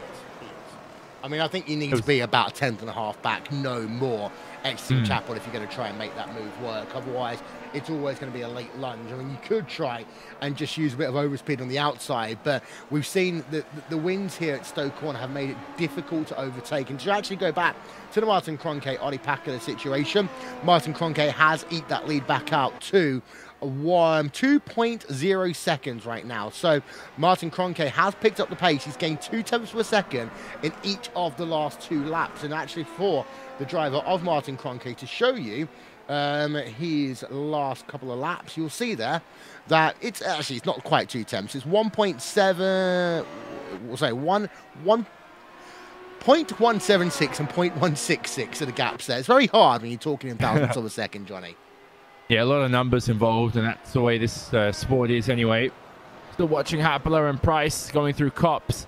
Again, Happala looks like he's got the pace on Isaac, who hasn't made a pit stop yet in this event. So for Ilka anyway, they go through Maggots and Beckett's again. The front end, it's struggling to turn into the corner just because of the dirty air, but I think he's got a good run here out of Chapel.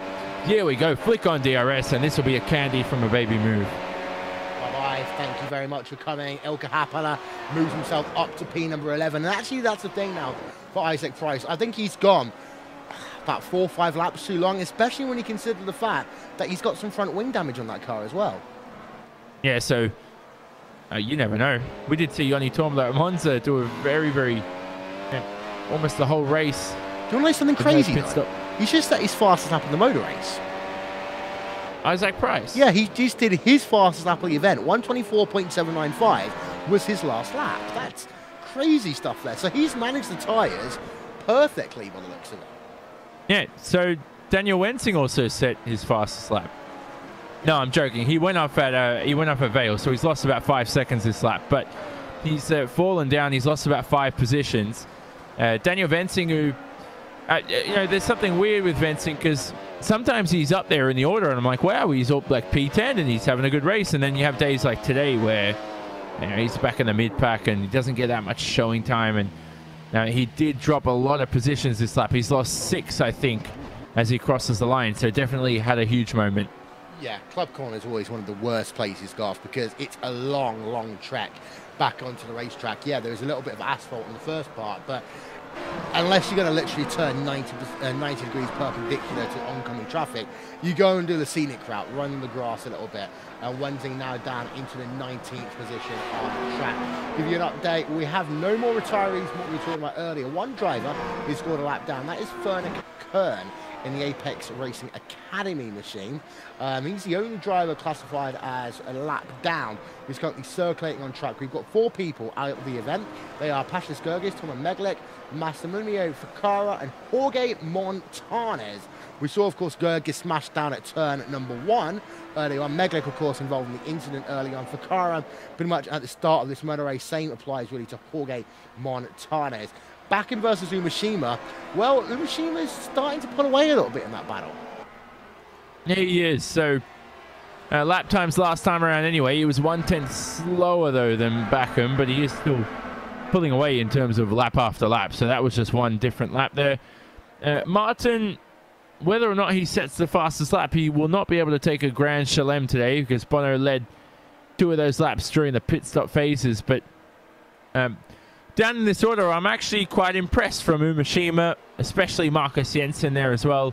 Saito, is he our most underrated driver in the whole world? Not just iRacing, the whole world right now. Guy is... So.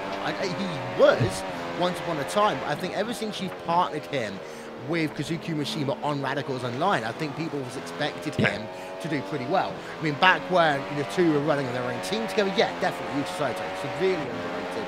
I think actually right now, there are a couple of other drivers down the field who are dramatically underrated. It's also worth noting, by the way, Kevin Ellis Jr. has made the step up from the academy to being a fully fledged Apex Racing UK team car now. So that's one thing to keep in mind. Kevin Ellis Jr. getting the call from Apex. Yeah, they needed that. Apex, and remember we spoke about this, Will, if Apex, with their team at the start of the season, if they got that team right and they figured a way to make that 8-car team work, it would be a huge success. They didn't make it work, and now they have to come up with a contingency plan if they had one. So plan B, what is it? And you know, Graham's left the team. Alex hasn't raced, the team manager. I don't know if he has the time or the commitment to, you know, really do it this season. I think it might have been his last season anyway, so not such a big deal in terms of the overall team, but to lose a guy like Graham, who meant so much to that team, he had a lot of pace, just all over the place. And I know Michael Dinkle not racing here today. He was a great addition, but at the same time, you can have all these leaders, all these setup experts, but without the proper, like, quick talent and drivers around them. I don't know if you remember we speaking about this. It doesn't work. Yeah, and I will think actually that Apex will still be able to say they are the 3rd best team in the World Championship Grand Prix Series this season. You can see that, for example, the fact that, you know, they've got Marcus Jensen he's dropped back actually. We're going to talk about this briefly. He has dropped back since pit stops here today. He's now behind Matt Backham, and it would be worth showing after pit stops the drivers who have gained and the drivers who have lost. And actually, Jensen is down 2 places from where he qualified. Umashima is also down 2 places from where he qualified, just to make that one clear as well. But Marcus Jensen, good showing inside the top 10 there in the Scandinavian driver. But I would say that, you know, if you were to answer the question, top 3 teams in the World Championship Grand Prix Series right now, easily it'll be Commander, then it'll be Redline, then it'll be Apex Racing UK. Yeah. Okay, if we want to do pecking order stuff, I'm just about to disrespect 2 drivers right now, so just beware for this. Do you think if Gregor Hutu was racing today, he'd be leading this race? Or do you think Ollie Packler and Graham are legitimately improved or found a good formula for this event?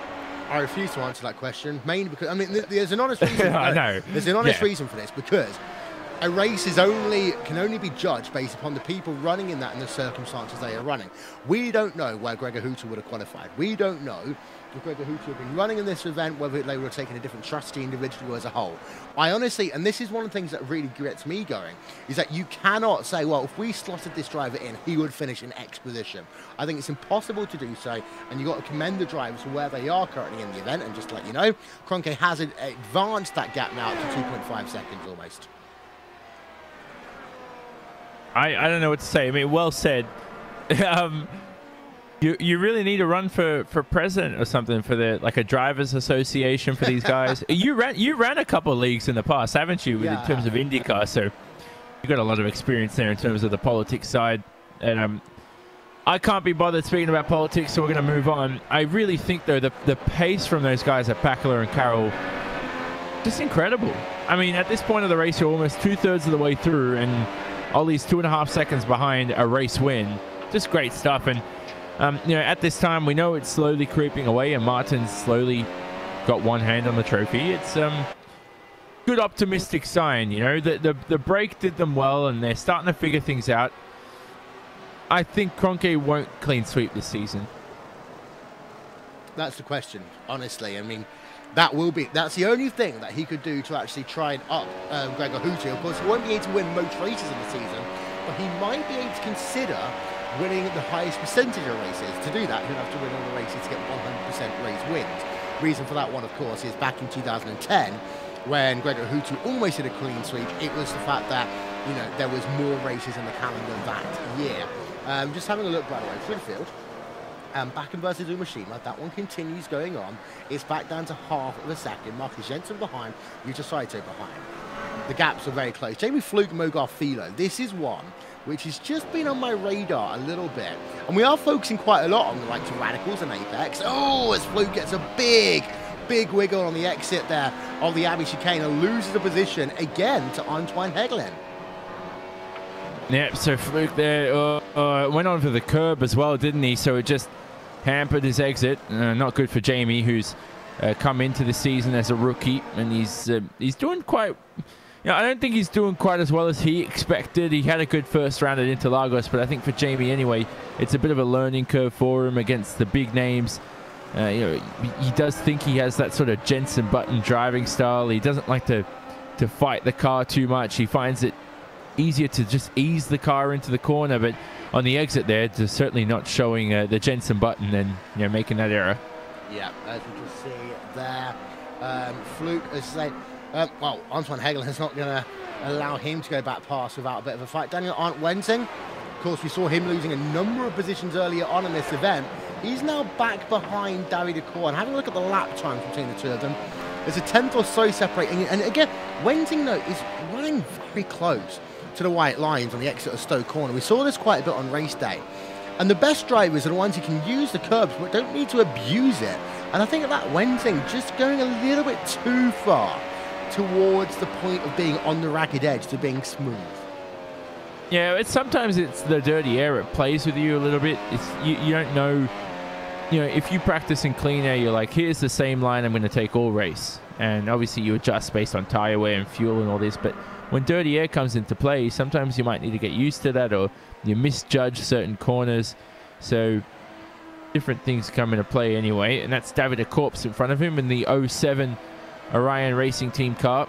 Davide Corps is someone we don't speak about often either. I think Davi is a guy that, you know, he's able to drive the car. He's capable. He's not in 100,000 incidents per race. He gets the points he needs. And it's important for a team like Orion, who are still going, not maybe too strong, but they're still going well. And I think, you know, who knows where their foundation lies in the future. I think their talent will. When they had Riley Preston, but with all the issues he's had, almost being unraceable for him right now in this car, it's just, it's really put those teams' plans into a halt.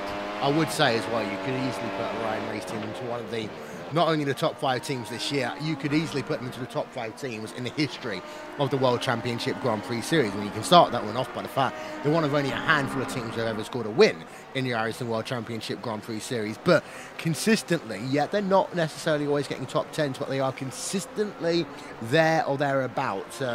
Riley Preston is a good thing to talk about really there, because of the fact that, you know, he's one of those people that helps build a team around him and actually helps support a team at the same time.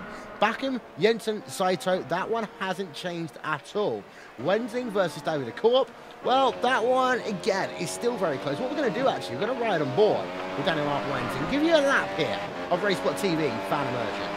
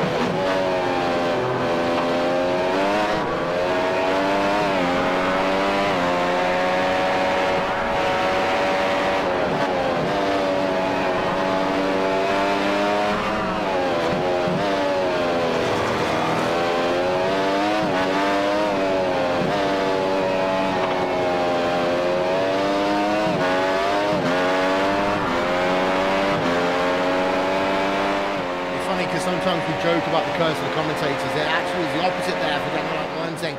It's almost as if we gave him a little bit of extra horsepower. Here's a look then again at the pass that you saw when we were riding on board with him. We'll take you back to Stowe Corner.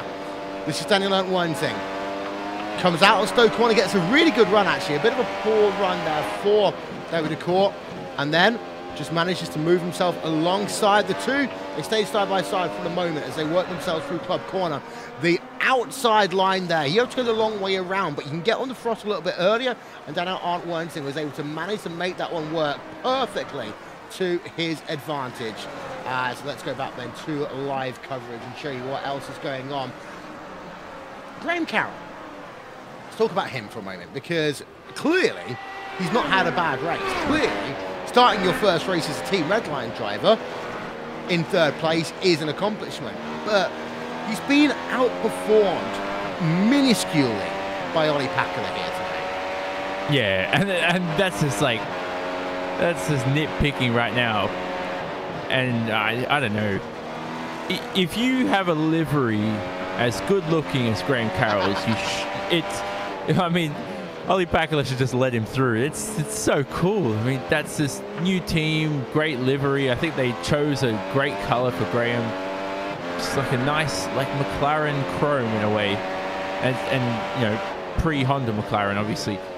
Point is, anyway, we are driving in the MP430, so we can't make too many Honda McLaren jokes. But right now for Graham, podium, not bad, but remember what he said, Will? I've said this every race. People are sick of this. Or nothing. He wants to win. Exactly. Yeah. He wants to win, and let's see if he can accomplish it. Only 4.8 seconds away right now from a victory, so you never know.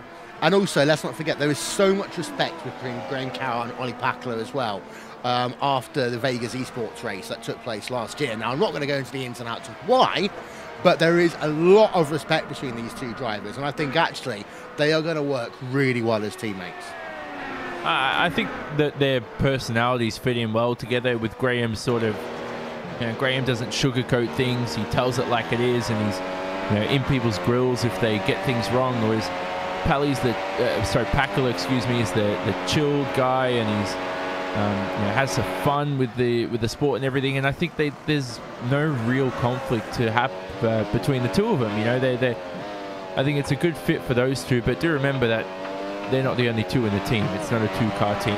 Bonnerhouse behind, who, you know, I don't think these guys deserve to be psychoanalyzed right now the way I'm doing, but I think all quality drivers, and as far as I know, every single driver I know in this field brings some sort of positive element to this series as a community, and it truly is a community when you go out there, Will. Like when when these drivers see each other in those e-races and they're like, hey, you know, I've raced against you for 10 years now. It's such a good feeling, and I think camaraderie to me is the thing I miss most about racing in the World Championship. Well, second time today, we've been on board. As a two-make contact a little bit there. Daniel Lansing continuing to try and move himself back through the field. We were on board with Jamie Fluke as we just saw Lansing going past, but there looked as though there might have been a bit of contact between the two of them down on the exit of Stowe Corner. Let's keep an eye out on this one then. Replay coming up for you. Isn't going to be the best angle to look at it, but yeah, there was contact between the two of them there. Daniel Lansing coming just across there, and that cost Jamie Fluke a position. We've now actually also got Stephen Michaels side by side with Kevin Ellis Jr. This must have been a mistake for Stephen Michaels, because as you just saw on the replay as we were looking at him, he was a good way ahead of Kevin Ellis Jr. and he looks like he's fallen behind. So this must be down on the infield. Yeah, he just goes wide down at Priory, and that allows Kevin Ellis Jr. to go past him there. So 2 replays for the price of 1, 2 passes, 2 incidents for the price of 1. Yeah, exactly. Nothing else to say there. Venting, remember we said it's the opposite of the commentator curse? It's all different now. So great event for him. Nothing else to say about that. I want to switch the focus quickly to Marcus Jensen right now. He's in one of his teammates. He's lapping right now, Ferenc Kern, who makes his way through. Marcus Jensen has DRS on the run down to Abbey, which if you haven't known all race, that is the other DRS zone here. It's interesting to see where they place that DRS zone, because we know when we use the arena section of the racetrack in Formula 1, they use it on the run down to Brooklyn. So interesting placement. Yeah, as as of course, just for those of you again who are new to the iRacing World Championship Grand Prix Series, blue flag rules traditionally are informative only. So it is the responsibility of the passing driver to execute a clean and safe pass. Not in the World Championship Grand Prix Series. It's like in the FIA Formula 1 World Championship, where it means you must allow the faster driver who is lapping you to go past, and you can't basically hinder their progress. Shannon Whitmore, Tyler Hudson, the guys, as ever, from the officials team, doing a great job. So thank you to all you guys for what you do for this series and, of course, the entire iRacing World Championship Series. And again, it's often a thankless task to run and to marshal events like these. A couple of incidents they're going to have to talk about at the end of this event. Worth noting one thing, Graham Carroll back within 1 second of Ollie Backlund for second. Well, 3 times better than that. 0.3 of a second behind Ollie, who makes a mistake into Priori. And this is the closest the teammates have been all race now, as they have a scrap going into Luffield. Carroll needs a good exit here. Waits for the front end to bite, applies the throttle with the right foot and tucks in to the slipstream to begin another lap. And I think right now Carroll is looking good for P2. Through Copse Corner. Let's see. I've got a feeling that Ollie Packler did what I was worried about and overused those tyres to try and close down Martin Kroenke. And now he's on the back foot, because it seems to be that something just snapped with that car. It's not as comfortable as it was previously. Now, on the exit of Chapel, it's not going to be close enough for Graham Carroll to make the pass over his Finnish teammate. But Carroll is close, and actually he almost went down to the inside there, down at Stowe Corner. Wasn't able to quite get the move done. But I would say now it's going to be a matter of time. And now that question's going to be, will Ollie race him, or will Ollie realise that resistance is futile and just let him go past? Teammate versus teammate. You think Graham went up the inside if they weren't teammates? That was it was very, very close, and I thought he could have possibly made the move. Unfortunately, he didn't. Here he goes now, and he's lost a lot of time in the exit of Bridge, so through Bridge now, excuse me. So Graham, that advantage he had, he was all over the gearbox of Ollie. It's come down to about half a second now, the gap. Yeah, as I'll now come through Luffield once again. That gap's now kind of more back to normal, but we'll keep an eye out on that one over the course of the remaining 14 laps in this motor race, as we are into the back end of the event now. Just having a look through, Matt Backen again still there, Kazuki Machine, we talked about it, but nothing's really changed between them. Unitamada versus David Core. Well, this is an Inex Racing driver versus an Orion Race Team car, and it does seem to be that the core has started to fall off the pace a little bit here, because now Yoni Tamala in the Inex Racing Team car is going to try and put the pressure. Remember last year we were talking about Yoni Tamala winning the first two of the first 4 rounds of the championship, maybe setting himself up for a championship campaign. Inex Racing, oh! David, of course, has a huge moment, and actually then Yoni Tamala apologises, has a moment of his own down at Brooklands. And the two now are nose to tail as they exit Luffield Corner. The run down towards Copse, they are going to be pretty much nose to tail. Is this going to be a time for Yoni Tamala to try and capitalise? Yes, it is. He'll go down to the inside, in towards Copse Corner, and Yoni Tamala will move himself up into P number 17. Yeah, the 2 slides nullified the effect of each of them, and so Tamala now into P17. I think he just hasn't had a good event. You know, Monza was all right, but he did finish 12th. Wasn't a top 5 or anything like that. It's different now. The Inex team, he's really working almost on his own in a way, and that's, you know, I don't know what goes on behind the scenes there in terms of the McLaren, but it's not the same team as last season. Isaac Price is gone. We haven't really seen Jake Sturgis. It's a completely different unit. So I think, you know, this season, I don't want to look too far into it, but you don't lose talent. You know, I think that's the most important thing to note, Will. As Toronto, as you say, up into the 17th place on track. There are still little battles going on through the field. Isaac Price, actually, Dion Vergers, as we talked for about one Orion team, let's talk about another one, because they've just had themselves a little bit of a scrap. Replay of that one coming up for you now from our aerial coverage, brought to you by And One Design, official graphics partner of RaceSpotTV. Down into Club Corner, and that was a lunge and a half there for Isaac Price. Tried to make it work, got side by side, couldn't seal the deal, but that was the first real lunge we've seen into Club Corner all day long. Yeah, finally someone tried to make things interesting. And I've got a lump in my throat now because of that, actually. I was just having a Murray Walker moment. But anyway, it's Isaac Price is a great guy. Speak to him a lot. Crazy guy too. Don't know why he tries to do 24-hour races on his own, but I don't know. You don't want to. Yeah, he does what he wants to do. He's old enough to do whatever he wants to do in life. I also want to note as well, as close as Graham Carroll is to Ollie Pakula in front, Mac Backham as well, close to Kazuki Umeshima in P6, and those two former teammates, don't forget, Will, Umeshima and Backham, back in their Radicals days. Indeed, so Matt Backham joined that team and spent most of his time actually on Radicals in the GT side of things. Then moved to step up to the World Championship Grand Prix Series. Of course, as we talked about earlier on, and joined Commander Simsports this year. It does seem to me that Umeshima has just about got the handle, though, of Matt Backham, because he has played a perfect drive here, really. Except for the start, Umeshima's not put a foot wrong today. No, you're right. So, I mean, I haven't anyway. I haven't seen him put a foot wrong. I think P6 is an amazing result. Maybe he could have got in front of Piatella because that would have helped his case anyway. But he's in a Coanda sandwich. Doesn't really taste any good, but he's in a sandwich of two very talented drivers. I think he should be proud of himself. This is a guy that probably should have won Montreal in 2014. Yep. Came down to the wire in those final few laps. And you look, by the end of his career, Will, whenever that is, could be 50 years, I have no idea, but if he ends up without a race win, are you going to hate yourself every day for that, or are you just going to move on? You remember it, but you learn from it, and it's racing. He doesn't want to be remembered as the guy who threw away the chance to win a race versus WRC. I think that's the only thing that will be in the back of Kazuki Umashima's mind. He wants to go and show that he can finish off. Just like Toyota, right now in Le Mans, are hoping that they can actually finish the deal. The same would apply to Kazuki Umeshima.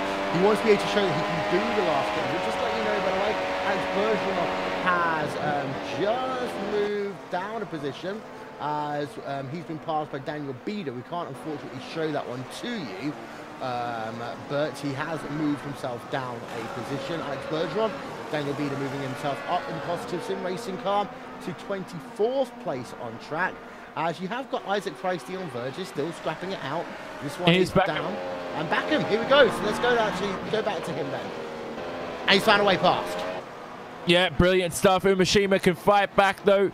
Going across the Vale straight into Club. Good defensive driving by Backham. Defends the inside line, and this has allowed the young Marcus Jensen into the battle with 10 laps remaining as they go around Club now through the exit into Abbey. I think they'll form up. Here we go into the replay. Yeah, let's have a look then at the replay for Matt Backham. Down to the inside. Down at Stowe Corner. Made that one actually look easy in the end, but it all comes down to the momentum that he got through the exit of Chapel. We've been talking about that one all day as well. How important it is to get the run out of Chapel Corner. You can see, because Backham was so close, it made it easy for him not to have to do a lunge, but just pull alongside. And he got the move done because of how strong that car was on the exit of Chapel, just like I've been saying all day long. Arguably the most important corner on the racetrack here. Yeah, exactly. But you don't want to focus your whole setup on that corner too, because you do need overall lap time. But it is definitely a very, very important corner on the run to the hangar straight. They're coming towards it now, those three. And Jensen, I'm very impressed by this guy. He's had his definitely by far the best race of his career, Marcus Jensen. And he's come into this round anyway. We know his best result was at Montreal with that 7th place finish. But I mean, he's only 16 years of age, Will. This is on the big stage of sim racing. He's going to have tens of thousands of people watching this afterwards. And he should be proud of what he's achieved so far today. At the same time, he hasn't achieved it yet. So as we're running on board then with Marcus Jensen, he's only half a second behind Kazuki Umeshima, looking to match his best finish of the season that he did at Montreal.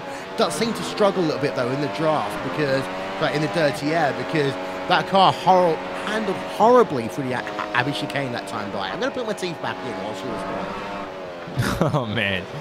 Well, while you do that, Umeshima goes off at the exit of Priory. Are we still having our pronunciation battles on that? Priory? Yeah, it's Priory. I'm sorry. Let's go back on board with Jensen. Yeah, so back on board with the ensign there. I've got to learn my British terms. I don't know how to... Is there a school for that or something? I need to spend more time around YouTube. Yeah, let's do it. But here we go. Jensen goes through Maggots and Beckett's. Just, you can see the darker line on the track. Starting to rubber up here towards the end of the event. On the straight here on the hangar straight. It's a good time to grab a break as a driver. Grab a quick drink as well. Obviously, it's sim racing, so if you've got something set up to the side, a bottle or something, definitely don't keep screwing it back on during the race. That's the stupidest thing you can do. So keep it unscrewed. Quick drinks. On towards the Vale straight again now. Braking. Don't run too deep into this corner. You always think you can carry more speed into Vale than you actually can. And through the exit, Umashima having issues, Will, and he's falling down the order. Umashima, he's stopped. He's almost looking like he's about to stop. Yeah, let's have a look. Kazuki Umashima, he's lost himself a couple of other places. Let's get a replay. We need to get a replay of this one then from Kazuki Umashima. Because we weren't looking at him at the time, but let's go back and have a look then. On board, Kazuki Umashima in the number 43 machine. This is down into Stowe Corner.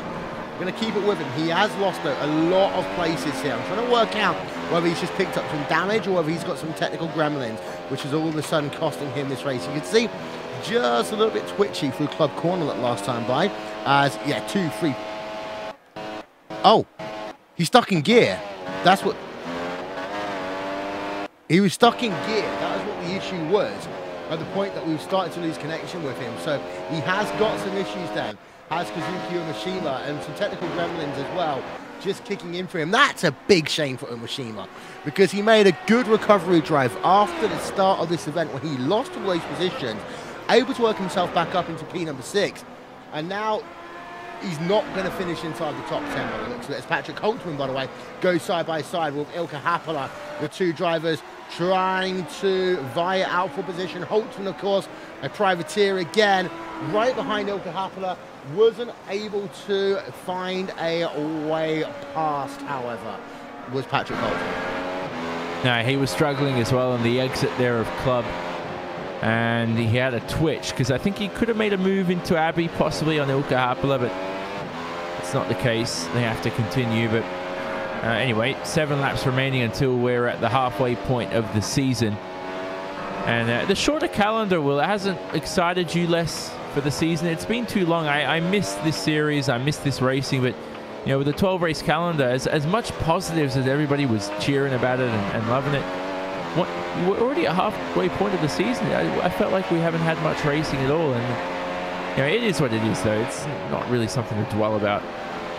Yeah, I know exactly what you mean. I would say, though, that the spring break, it does seem to have helped some teams quite a lot, actually. And that's one thing that is going to be worth thinking about. The impact of having one of these. I mean, generally we call it a summer break. We've had to call it a spring break this year, just to make sure no one shouts at us for getting our seasons wrong. Yuta Saito, by the way, still right on the rear now of Marcus Jensen. This will still be a battle in the last few laps. Yeah, it definitely will. So he's going to have to keep on, maintain, first of all, he needs to stay in DRS zone. Second thing is to really find where his weaknesses are. I noticed when we were covering the support series earlier with the Porsche Super Cup and how I noticed David Williams racing was very good under braking going into Club. So you're going to find where and test drivers out, go for the dummy, see what happens, and see when a driver starts defending when he shouldn't, and start to get in their head a little bit. And I think if you do your study as well, and people do this as well in the real world of racing, you know your drivers and you tailor your attack to their tendencies. Right, a couple of things then. Martin Kroenke has just disappeared. And he's pulled out a 7.3 second advantage over Graham Carroll. Graham Carroll, of course, now is in second place for that Team Redline car, ahead of Olli Pakala. And Pakala has fallen back to 1.6 seconds behind. I am going to talk about the elephant in the room here. And that is the gap between, the difference between Graham Carroll and Olli Pakala in this race compared to Bono House.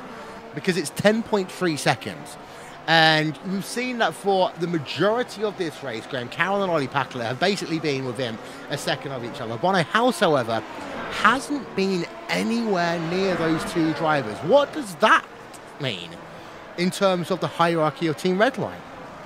No, I don't know. I'm not getting involved on that. That's not my job. But I think, you know, for them, first of all, I don't, if I was them, I don't really care about hierarchy. I don't care who's on top. Okay, let me rephrase that. I don't mean hierarchy as in who's the number one, number two driver.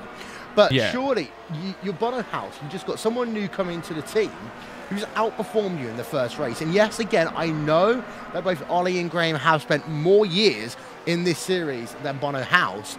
But again, after half a season, and to have someone new come in and be 10 seconds ahead in the same car.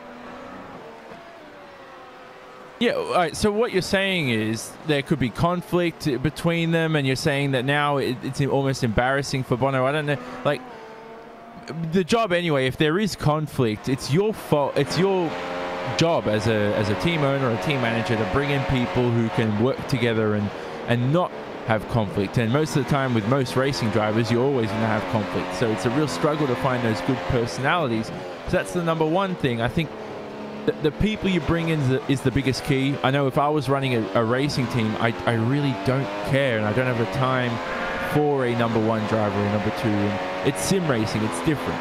If it's Formula One, you have to treat things a little bit differently. You know, you can read all this stuff about Ross Brawn and his book that he released with Adam Parr, and there's some good stuff and good insights in that. But like in this sort of case right now, if you're Bono House, okay, great. New driver in the team. He's blitzed everyone. He's finished on top in his first race over all the other red line drivers. If you have a sense of character and a sense of teamwork, you'd go back to the drawing board. You'd support not just him, but everybody around you, and you'd find a way to actually win the race and not focus on the fact that you're 12, 14 seconds behind a guy who finished in second, even though he's your teammate. So that's what I'd say to that. Okay. Okay. He does still run in P number 4, however, last time by 123.7 for Bono House. Behind Marcus Jensen, Matt Backham, that one continues. And it's a shame because all of a sudden Radicals, who were so strong in that P number 6, their best finish today will be Yuji Saito in P number 8. Although Saito last time by was 0.3 of a second faster than Marcus Jensen. And even though there's only 4 laps to go, let's think about what we saw at the end of the first stint. That is tyre wear. Some of these drivers' grip just falling off the cliff, Johnny. Yeah, that's true. So, I mean, today track temperature was very, very hot. It's still 38 degrees. So it's hardly actually changed from start to finish. Still 38-degree track temp. Winds still picking up here and there and varying throughout the event. Ambient only 22. So in terms of this track, we know the left-hand side tyres take the biggest sort of grunt just because of, you look at corners like Copse and Stowe as well. We go in a bridge too, the Luffield as well. There's so many right-hand turns, so the left side tyres take the most grunt, and that's the reason for that tyre wear. Yeah, indeed. So just having a look now, Marcus Jensen. I think Marcus Jensen's been, I wouldn't say held up behind Matt Backham a little bit, but it's keeping the pressure on Yuji Saito onto him, is the phrase I was looking for then. It keeps it a three-way battle. And I think that Marcus Jensen, he's spending a lot of time just wondering where Yuji Saito is, what's going on that one. Last time by 124.2, as Antoine Heglin, by the way, has just passed Stephen Michaels, where Stephen Michaels had an issue. I think it's the latter, to be fair. But we're going to have a look anyway, because Stephen Michaels has just lost 2 places in that Vortex sim racing car in the last couple of moments, and this was Abby Chicane. Okay for Abby, so it must be an incident through Bridge Corner into Priory. I thought, yeah, he just locked the brakes into entry, runs wide, gets himself onto the tarmac, loses the place to Antoine Heglin, loses the place to Daniel Arndt Wernsing as well. So Stephen Michaels down to P number 15 with just a handful of laps to go. Yeah, well, not good for Stephen, who I know is still working hard, as I mentioned earlier, to really improve himself and get back up to scratch in the World Championship. Former Twister Racing car driver.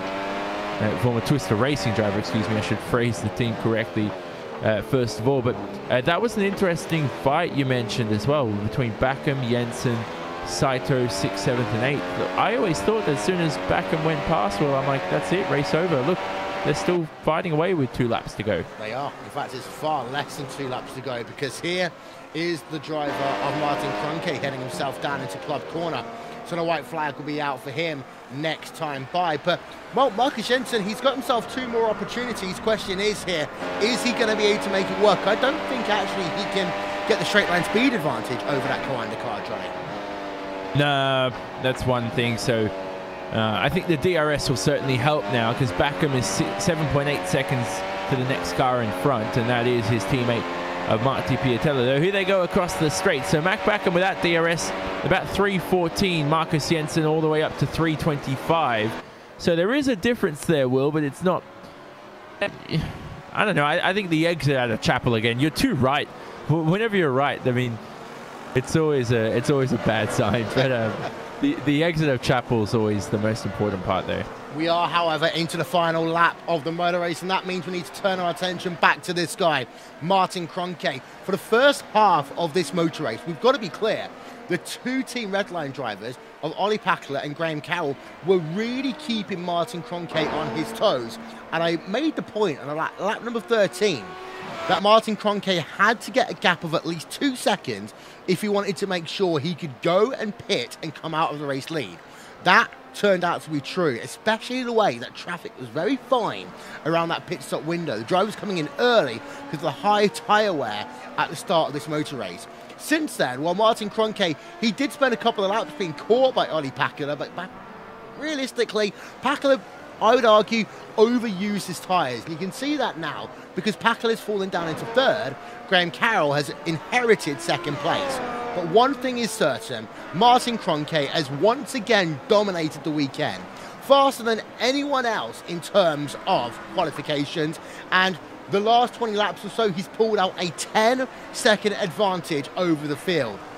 There may well have been a spring break. There may well have been the chance for other teams to come and try and see what they could do, but no one has been able to stop Martin Kroenke. He wins the 6th round of the iRacing World Championship Grand Prix Series and continues his 100% run of form.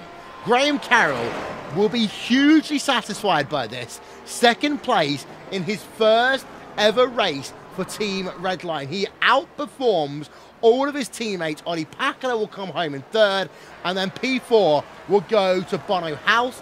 5th place, well, that one belongs to the driver of Marty Piatella. Backham, Jensen, Saito, that one has gone into the final lap, but it does look as though that Backham will hold on and claim 6th place.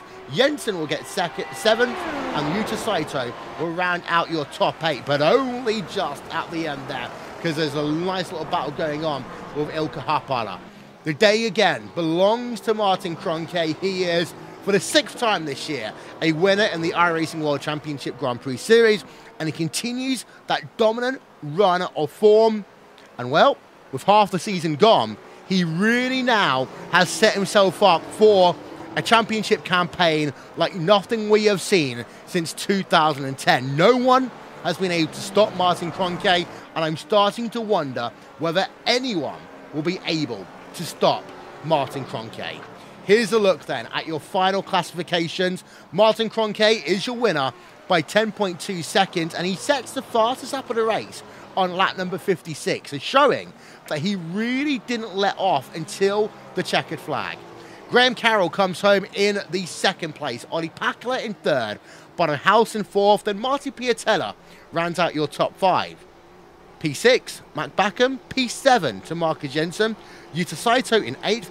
Ilkka Haapala in 9th. And then Patrick Holtzman will round out your top 10 here this afternoon. Going on back. There's Kazuki Yamashima. He finishes 11th. Had some weird technical gremlin with about 10 to go that took him out of P number 6 and dropped him outside the top 10. He will be hugely disappointed by that one. Kevin Ellis Jr., 12th place. He's leading a charge of Apex Racing UK machines inside your top 20. Antoine Heglin in 13th place. Daniel Arndt Wensing. More passes, I think, than anyone else here today. Comes home in a well-deserved 14th place. Yoni Tormana in 15th. Jamie Fluke, David Accord, Stephen Michaels, Mo Garfilo, and Yao Vaz. They round out your top 20 here today. Remainder of the results then up on your screen. Isaac Price in 21st place. Dion Verges, Fabrizio Gobbi, Daniel Bieder, Alex Bergeron, Balis Remniak, Frederick Kern, Victor Prieto, Paul Ilbrink. They all finished the race. Diego Oliveira didn't. the same applies to Pashless Gergis, Toma Meglek, Massimiliano, Ficara, and Jorge Montanes. They are your 34 drivers. Once again, the day belongs to Martin Kroenke. We're going to talk to him and other drivers after these messages. You're watching coverage of the 6th round of the iRacing World Championship Grand Prix Series. Once again, Kroenke is your winner. Watch Ernie, go, go, go. Car right, car right, car right, car right. Watch, damn it. Get ready. Dude, more heads up in that. Jeez. Right on the back wing. Can he make it happen? Yeah! Push like hell. We gotta stay in front of these guys. Both drivers on the push to pass. Contact in the pit lane. All right, sexy. Let that eagle fly. What do I do? What happened? Push here. Push hard. Let's go get this guy. Car outside. Through behind you. Control. Clear outside. Good job. Just spun behind you. I don't know if you got him or not. He got out of it so hard. Look at these guys are all over the back. Full throttle. IndyCar. He hit an outlap. What's next? Come and get the checkers, big boy. Oh, baby, that was good. He hit me. Inside, outside. 2017 Verizon IndyCar Series. See what's next.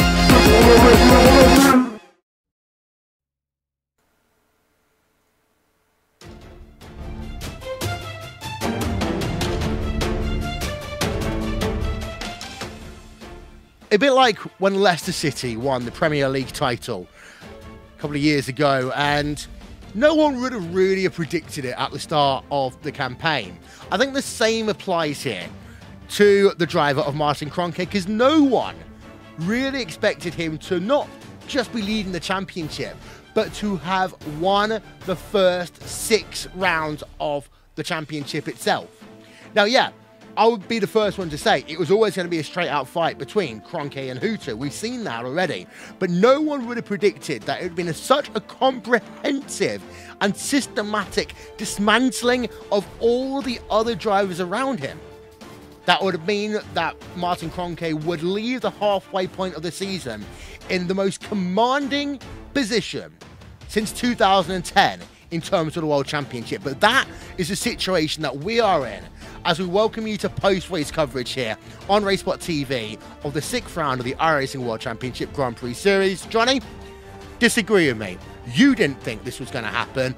No one, even Martin Kroenke himself, would not have expected to have won the first 6 rounds of the championship. We are seeing a little bit of history in the making here now. Yeah, you're exactly right. I mean, I'm not going to disagree on it. I think I didn't expect this. Nobody expected this. I did expect Kroenke to definitely be the favorite and definitely show the form that he's shown now, but not to the point where he'd clean sweep the first 6 races. You know, it's ridiculous. It's definitely on par with Gregor Hootu's 2010 season where he won 14 in a row. We'll see what happens by the end of it, whether he gets that 100% wins rate or not, but it's definitely a good one. I'm looking forward to the second half of the season coming up. Yeah, we are going to quickly run you through, if we can. We can't, unfortunately. We're going to try and show you the start of the race, but I don't think we have the opportunity to do so. In fact, we should be able to. Yeah, indeed, we are going to be able to. So this is what happened at the start of this motor race today, then. Engines got revving. Let's have a look from up above as the lights go out. You notice there, Ollie Pakala gets a very good run off of 3rd place, able to just sweep ahead of his teammate Graham Carroll into that first corner. That was the most important part, really, you would argue. But Kroenke had a very good run off the line. As we have a look again at the replay from the rear, I mean, Carroll nailed the first part of that start, but then he just got wheel spin there, Johnny. Yeah, that's just the way it is sometimes. I mean, you put in so much practice to it. You know, setup comes into play as well. Your right foot, clutch, all this other stuff comes into play too, as well as ERS deployment. So there's so many aspects to the start, and I think that's a good thing. I think the driver does make a difference at the start. and there's only so much you can do with practice and preparation. And last thing, actually, I said this before, I'm like, if you prepare for your starts, then that's your confidence, and when you have more experience, that's your confidence too. So preparation and experience, I think, is the biggest key to race starts. Here's the incident that took Jorge Montanez out of the motor race on lap number 1. You see it was with Riccio Gobbi. Now, Gobbi was involved in 3 incidents here today. Looks like 2 of them were not his doing. One of them kind of was. Does that impact on a driver at all when they are in the wars as much as he was? I think, as I said, it depends on your own character and your own sort of confidence too. I think young drivers really get into their own head a lot, and they're really not as confident. But as you get older, you know, you develop your own character, you develop your experiences. So I think that makes a huge difference. As we then just have a look, and of course, the first part of this motor race, Martin Kroenke got himself up to about an 0.8 advantage, but actually couldn't really pull away over the course of the first part of this motor race.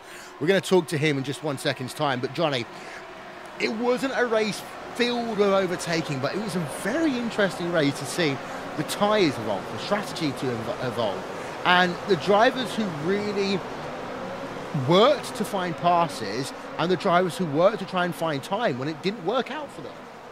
Yeah, I think it was an ideal race in terms of you didn't have your 100 sort of Pirelli overtakes or pit stops as well, and you had strategy come into play. Yeah, as you mentioned, it was a well-fought race. Nothing came easy, especially the pass at the end when Graham and Ollie worked against each other as teammates and had to fight for position. So that was very crucial. Yeah, and I think that will be one of the stories, how close that battle was between Ollie Pakula and Graham Carroll. We'll talk to them both in a moment's time. But first, we are going to speak to the driver of Martin Kroenke, winning his 6th race in a row. In fact, 6th race of the season, shall I say, because of course there was races back 2016 as well. But once again, Martin, congratulations winning the 6th round of the iRacing World Championship Grand Prix Series. Oh, thanks very much. Qualifying. You had yourself pole position, and then you went out and did another lap just to prove the competition wrong. And to be fair, it did look like an almost faultless lap, except for, I think, one little double turning down in the Abbey chicane. I think that chicane actually was good. In the first lap, I was really not happy with how the club chicane went. I overshot the apex by, I don't know, half a meter, 3/4 of a meter, so lost substantial amount of time there. And also the next chicane, Vale, or whatever the name is, same story, also missed the apex. Lap was good though, but at the end of the day, you never know whether someone still has a lap to go and can improve. So I thought towards the end of the session, there's certainly potential in there, so why not go out and try to use it? Were you worried about the start with 3 very fast starters behind you, and Graham Carroll, Ollie Pakula, and Kazuki Umeshima? Well, you're always kind of worried, no matter who's behind. I mean, there's always a risk that you yourself mess up your start, but luckily that went fairly well. I think Ollie got a little bit of a better launch initially, but not good enough to challenge me into turn 1, so all good from my point of view.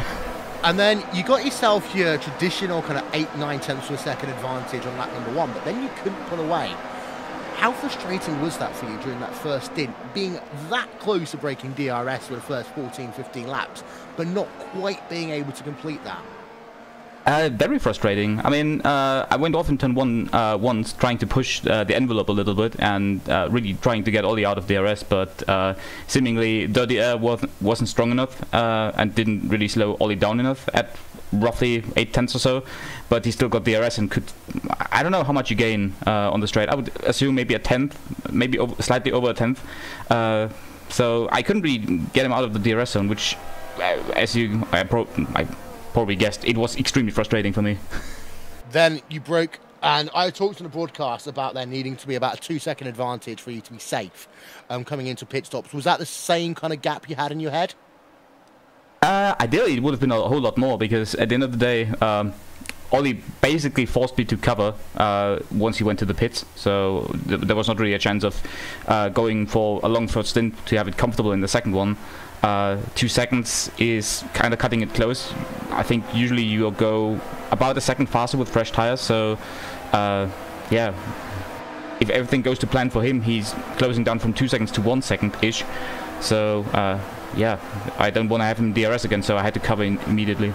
And then there's one other thing about the race itself as well. Then, after the pit stops, we saw Ollie close about 4.5, 5 tenths of a second over you.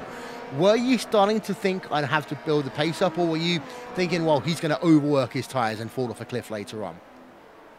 It was more of a deal of getting comfortable with the fresh tires. The car drives quite a bit different when the tires are fresh, and getting used to that. But 2-3 laps later, then I think it was all back under control, and Ollie didn't really have too much of a chance to really catch up quickly.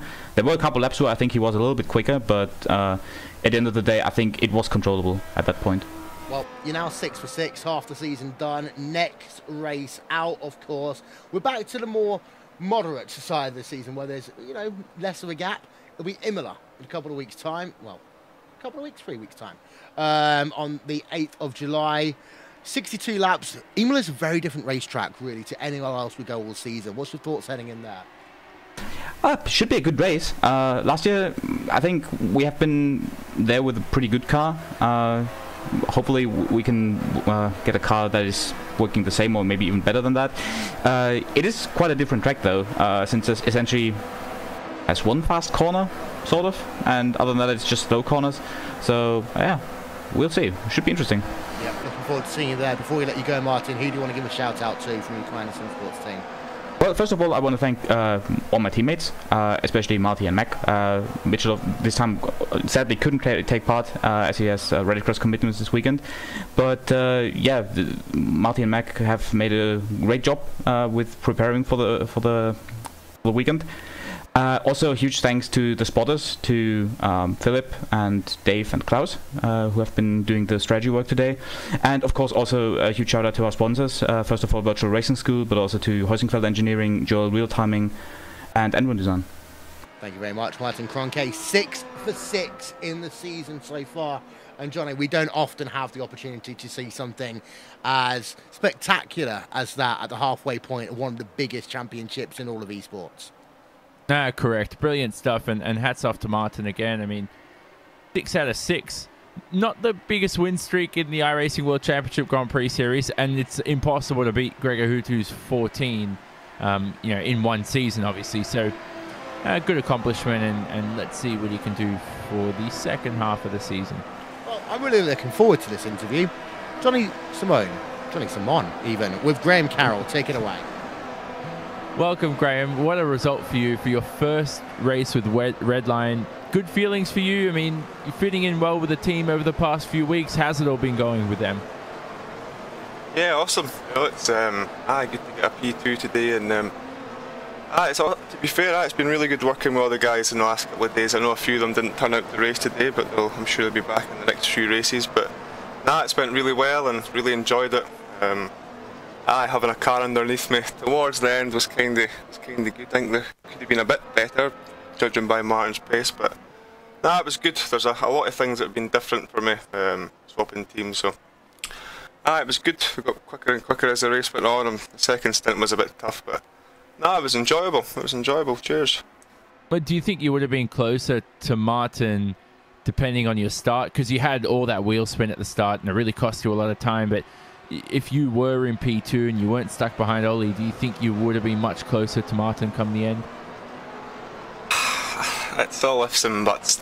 Honestly, probably I think yes, to be fair. There was points that slightly holding me up, but I wasn't really too fussed, you know. This morning when I woke up, I didn't even think I was going to race, you know, so I was happy with P3 for a while, and then I sort of knew that Ollie pitted a lap earlier and I was starting to close in on him, and inevitable happened. I got him in the end, but Martin still done a good job. At the very end, I was having a few big moments, and he was still sort of setting fastest laps of the race and stuff. So he's still definitely got a bit at the end. But yeah, and joining these guys, I've learnt a lot more and understand the car a bit differently now. So it's looking good for the rest of the year. We're going to have to beat him at some point, I think. Yeah. Well, apologies for that. I do know racing, you should never think about the ifs or buts. Motor racing is variable. A lot of randoms come into play. But then, you know, I spoke about, and during the broadcast, Will and I were discussing this. You're coming into a culture that's renowned for winning. What's your role there at Redline now? I mean, where do you come into play with the whole bigger picture of the puzzle? Just win as much as you can.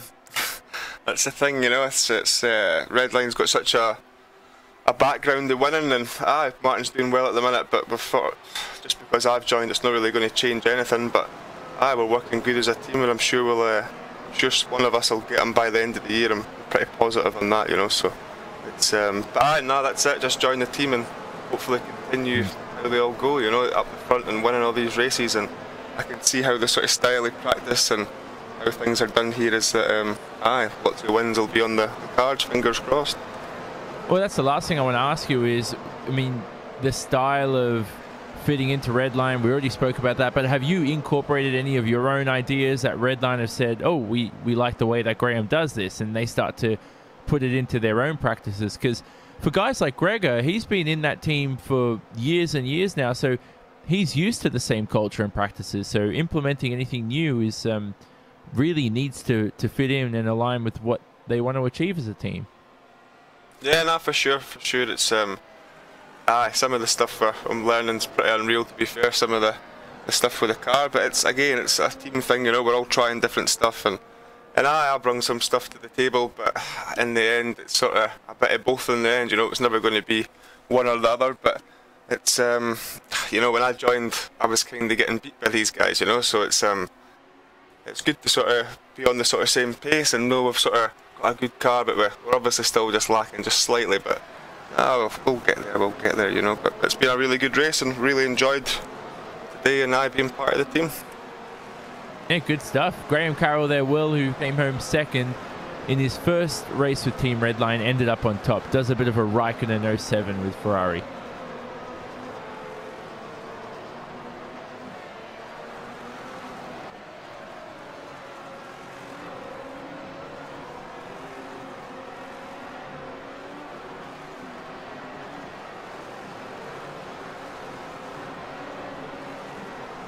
Well, there we are, from one Team Redline driver to another then. We're going to have a quick word with Ollie Pakula. And Ollie, first question, probably the most important one. Did you spend too much of your tyres trying to close down Martin Kroenke after that pit stop? I have an answer to it. Okay. Well,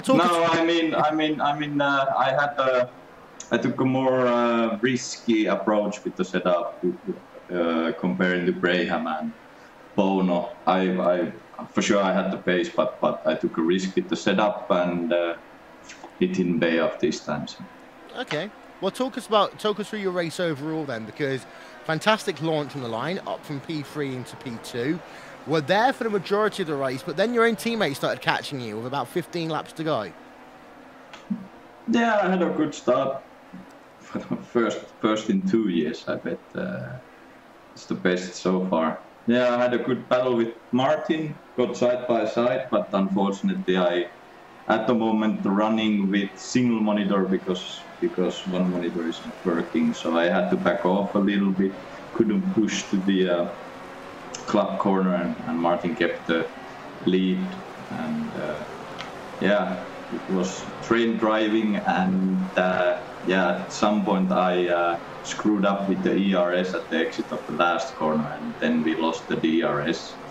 And after that time, my risky setup move gave me gray hairs with the rear tires.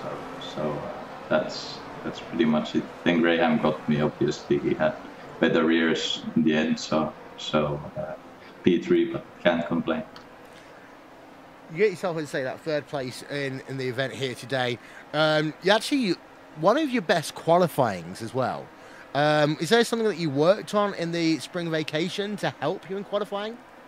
No. I mean, this definitely wasn't even the best. I've changed few stuff in my preparation, but yeah, like Rachel said in this chat, that it's mainly the partying and stuff, relaxing. Well, next time out it's Imola. Imola is a very different racetrack from today. In fact, it's kind of unique in this series in the way it is, where you've got to prepare for that race.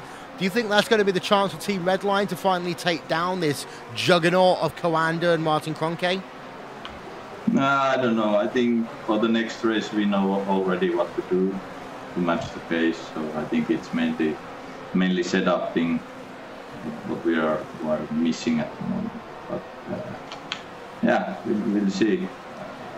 Let's hope a good race. Imola is tricky one. I think last year we had like 30 crashes or something like that. So qualifying will be important. But we'll see. It's gonna be fun.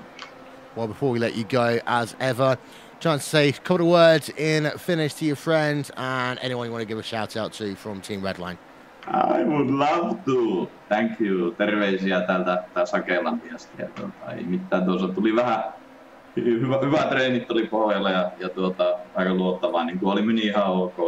Ei siinä mitään, se oli vaan ihan kierroksesta kiinni, että oliko paalua vai ei. Kisassa sitten otin riskiin vähän erilainen setup ja sitten alkoi auto yliohjaa ja siinä sitten menetettiin johtotaistelu ja sitten Grahami tuli siihen edelleen. Se on semmoista, paljon paremmin menee nyt ja katsotaan jos sitä jaksaa pystyy loppukaudelle parantaa. Thanks guys, thank Fanatic Redline and the guys. Kiitos there. Thank you to Olli Pakala. Third place here today in the 6th round of the iRacing World Championship Grand Prix Series. Going to head it back to Johnny. He stood by with Marty Piatella. Marty, welcome back. Another interview, another time around P5. First of all, could you have caught Bono in the end? You were within 9 seconds of him. It seemed that he was struggling for pace. Were you struggling for pace, or were you happy with your racing so far? Because I feel like you could have caught him if you'd been obviously slightly more faster, which is obvious. Yeah, I mean, if I would have drawn faster, I would have been more... position could have been better. But yeah, that aside, I don't really know. I tried to challenge him in the early stages of the race and couldn't really do it. I might have been a bit faster in the end, but because my random number generator failed, I had to save fuel for basically 40 laps of the race. So that's one reason why I was so far behind him midway through the race. But yeah, I mean, I'm happy. P5, first one this season, so yeah, it's all good. Yeah, we'll talk about your start, because off the line you just rocketed off, and you had I think you jumped up about 2-3 positions to my memory, but it was a brilliant start from your perspective. Yeah, I had some tailwind. No, I just got good off the line, didn't get any wheel spin. Yeah, thanks Rachel. Yeah, actually I might have farted, yeah. Oh boy. Back to actually talking about not farting, but towards the end now, you finished 5th. You've stolen Mr. 5 away from Mac Backham, who is probably happy he didn't finish 5th again. Next race is Imola. I remember what happened there last year, podium for you. Is that a track where that can really reflect the same maybe in a few weeks' time for you? Yeah, absolutely. I mean, that's where we aim for. I mean, the pace is there and everything is good. I mean, there's no reason why me and Mitchell, I don't know if he's going to race, but there's no reason why we couldn't do a bit better. I mean, this race I was 30 seconds behind Martin in the same car with basically clean air, though with some fuel saving, but still, there's still room to improve. So, yeah, but I'm looking forward to it. I was saying, why are Coanda so good at Imola? At least last year when we saw you, because what tailors the track well to the team, or is it just a coincidence, or what is it? Because it could be the same sort of dominance we see again. I have no idea. I just drive. So it's that simple. But there you go. Any other comments you want to make in Finnish, perhaps? Yeah. Eihän siinä kohtuullinen kisa taas, tai oikeastaan pitkästä aikaa. Hyvät pisteet ja bensaa tarvitsi säästellä puolessa välissä kisaa aika raskaastikin, mutta P5 ja ei mitään eteenpäin. Terkkuja äitille ja muille tutuille. There you go, Will. Marty Pitella done and dusted for the first half of the season and ready to go for Imola. Yep, and up 2 places as well. Let's not forget that, from 7th to 5th place here in the field. Finally, let's have a quick chat then with Matt Backham. Matt Backham, This is a little bit unfamiliar for you. Congratulations, you finished 6th. Yeah, that's the first time ever I finished in 6th. Yeah, all my WCS races in the Williams or the McLaren have been P5 or P7 pretty much, so right in the middle today.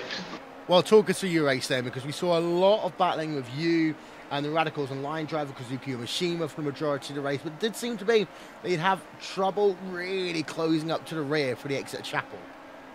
Yeah, well, I found it very difficult to catch up anywhere, really. I already knew from the Pro Series race that it's pretty much impossible to pass here unless someone in front of you makes a mistake. But I was quite fortunate with a good start, at least, from my bad quali position. And after that, I think it was just a 4-man train pretty much, and I pitted really early. And the undercut worked pretty well. And then in the end, it was just driving until the guy in front of me made a mistake, which luckily happened. And that allowed me to capitalize. And yeah, just took it home from there because I was pretty close to the incident limit, I must say. Now, you get yourself P6 here today. It's been an overall success based on where you are qualifying. Imola in 2 weeks' time is always one of those weird tracks where anything can happen. Do you think that's going to be a chance for you to get closer to the podium? Tough to say. I sure hope so. I was really strong here in the Pro Series, also in qualifying, so that should help a bit because that's pretty much the area I'm lacking at the moment. Yeah, I'm hoping to get at least a P5, but yeah, for sure I want to do better. Well, thank you very much. Matt Backham coming home, P number 6 here today. And Johnny, we've been on air for a long time, but it's okay. We'll just finish off with some final thoughts then. And I'm going to have to say this, the thing that stood out for me here today was how Redline gave it a really good shot, but they just couldn't get it when it mattered. Yeah, that's true. So I don't know what to say. It's the same thing every round now. So do you keep pounding the rock, and when nothing seems to help, you know, one day it might, but do you have to change what you do? And it's a bit of a damned if you do, damned if you don't. I think based on today's results, they're getting somewhere. And let's see what happens in the future. I think keep it simple that way. That you can't really look into this too far. We can't psychoanalyze drivers. We can't criticize everything that they do. It's P2. It's amazing results. So good stuff. P2, P3, P4, even better. Yeah, I can agree with that one. I mean, they are, again, one of the best, if not the second best team in iRacing right now, and they get themselves 2 drivers on the podium, 1 driver right behind in P number 4. One cannot take that away from them. I will have to say it's been a fantastic race here today on RaceSpotTV and on iRacing Live. There is a reminder of the top 10 here today. And don't forget, ladies and gentlemen, next round of the championship will be at Imola, so please do make sure you join us for that one. In the meanwhile, though, once again, we have to say congratulations for the 6th time in a row to Martin Kroenke in the 2017 iRacing World Championship Grand Prix Series. Again, Martin Kroenke seems to be the dominant driver in the 2017 campaign. And again, we leave a race venue asking the question, can anyone stop him? That's to find out at Imola in July 8th, to find out. For myself, Will Vinton, and from Jonathan Simone, I want to give a quick shout out to our friends over at ATVO, official graphics engine of RaceSpotTV, to And One Design, and of course to Istvan Balaus, track cams for gourmets. We'll talk to you all in a few weeks' time. Have a fantastic weekend worth of racing. Goodbye.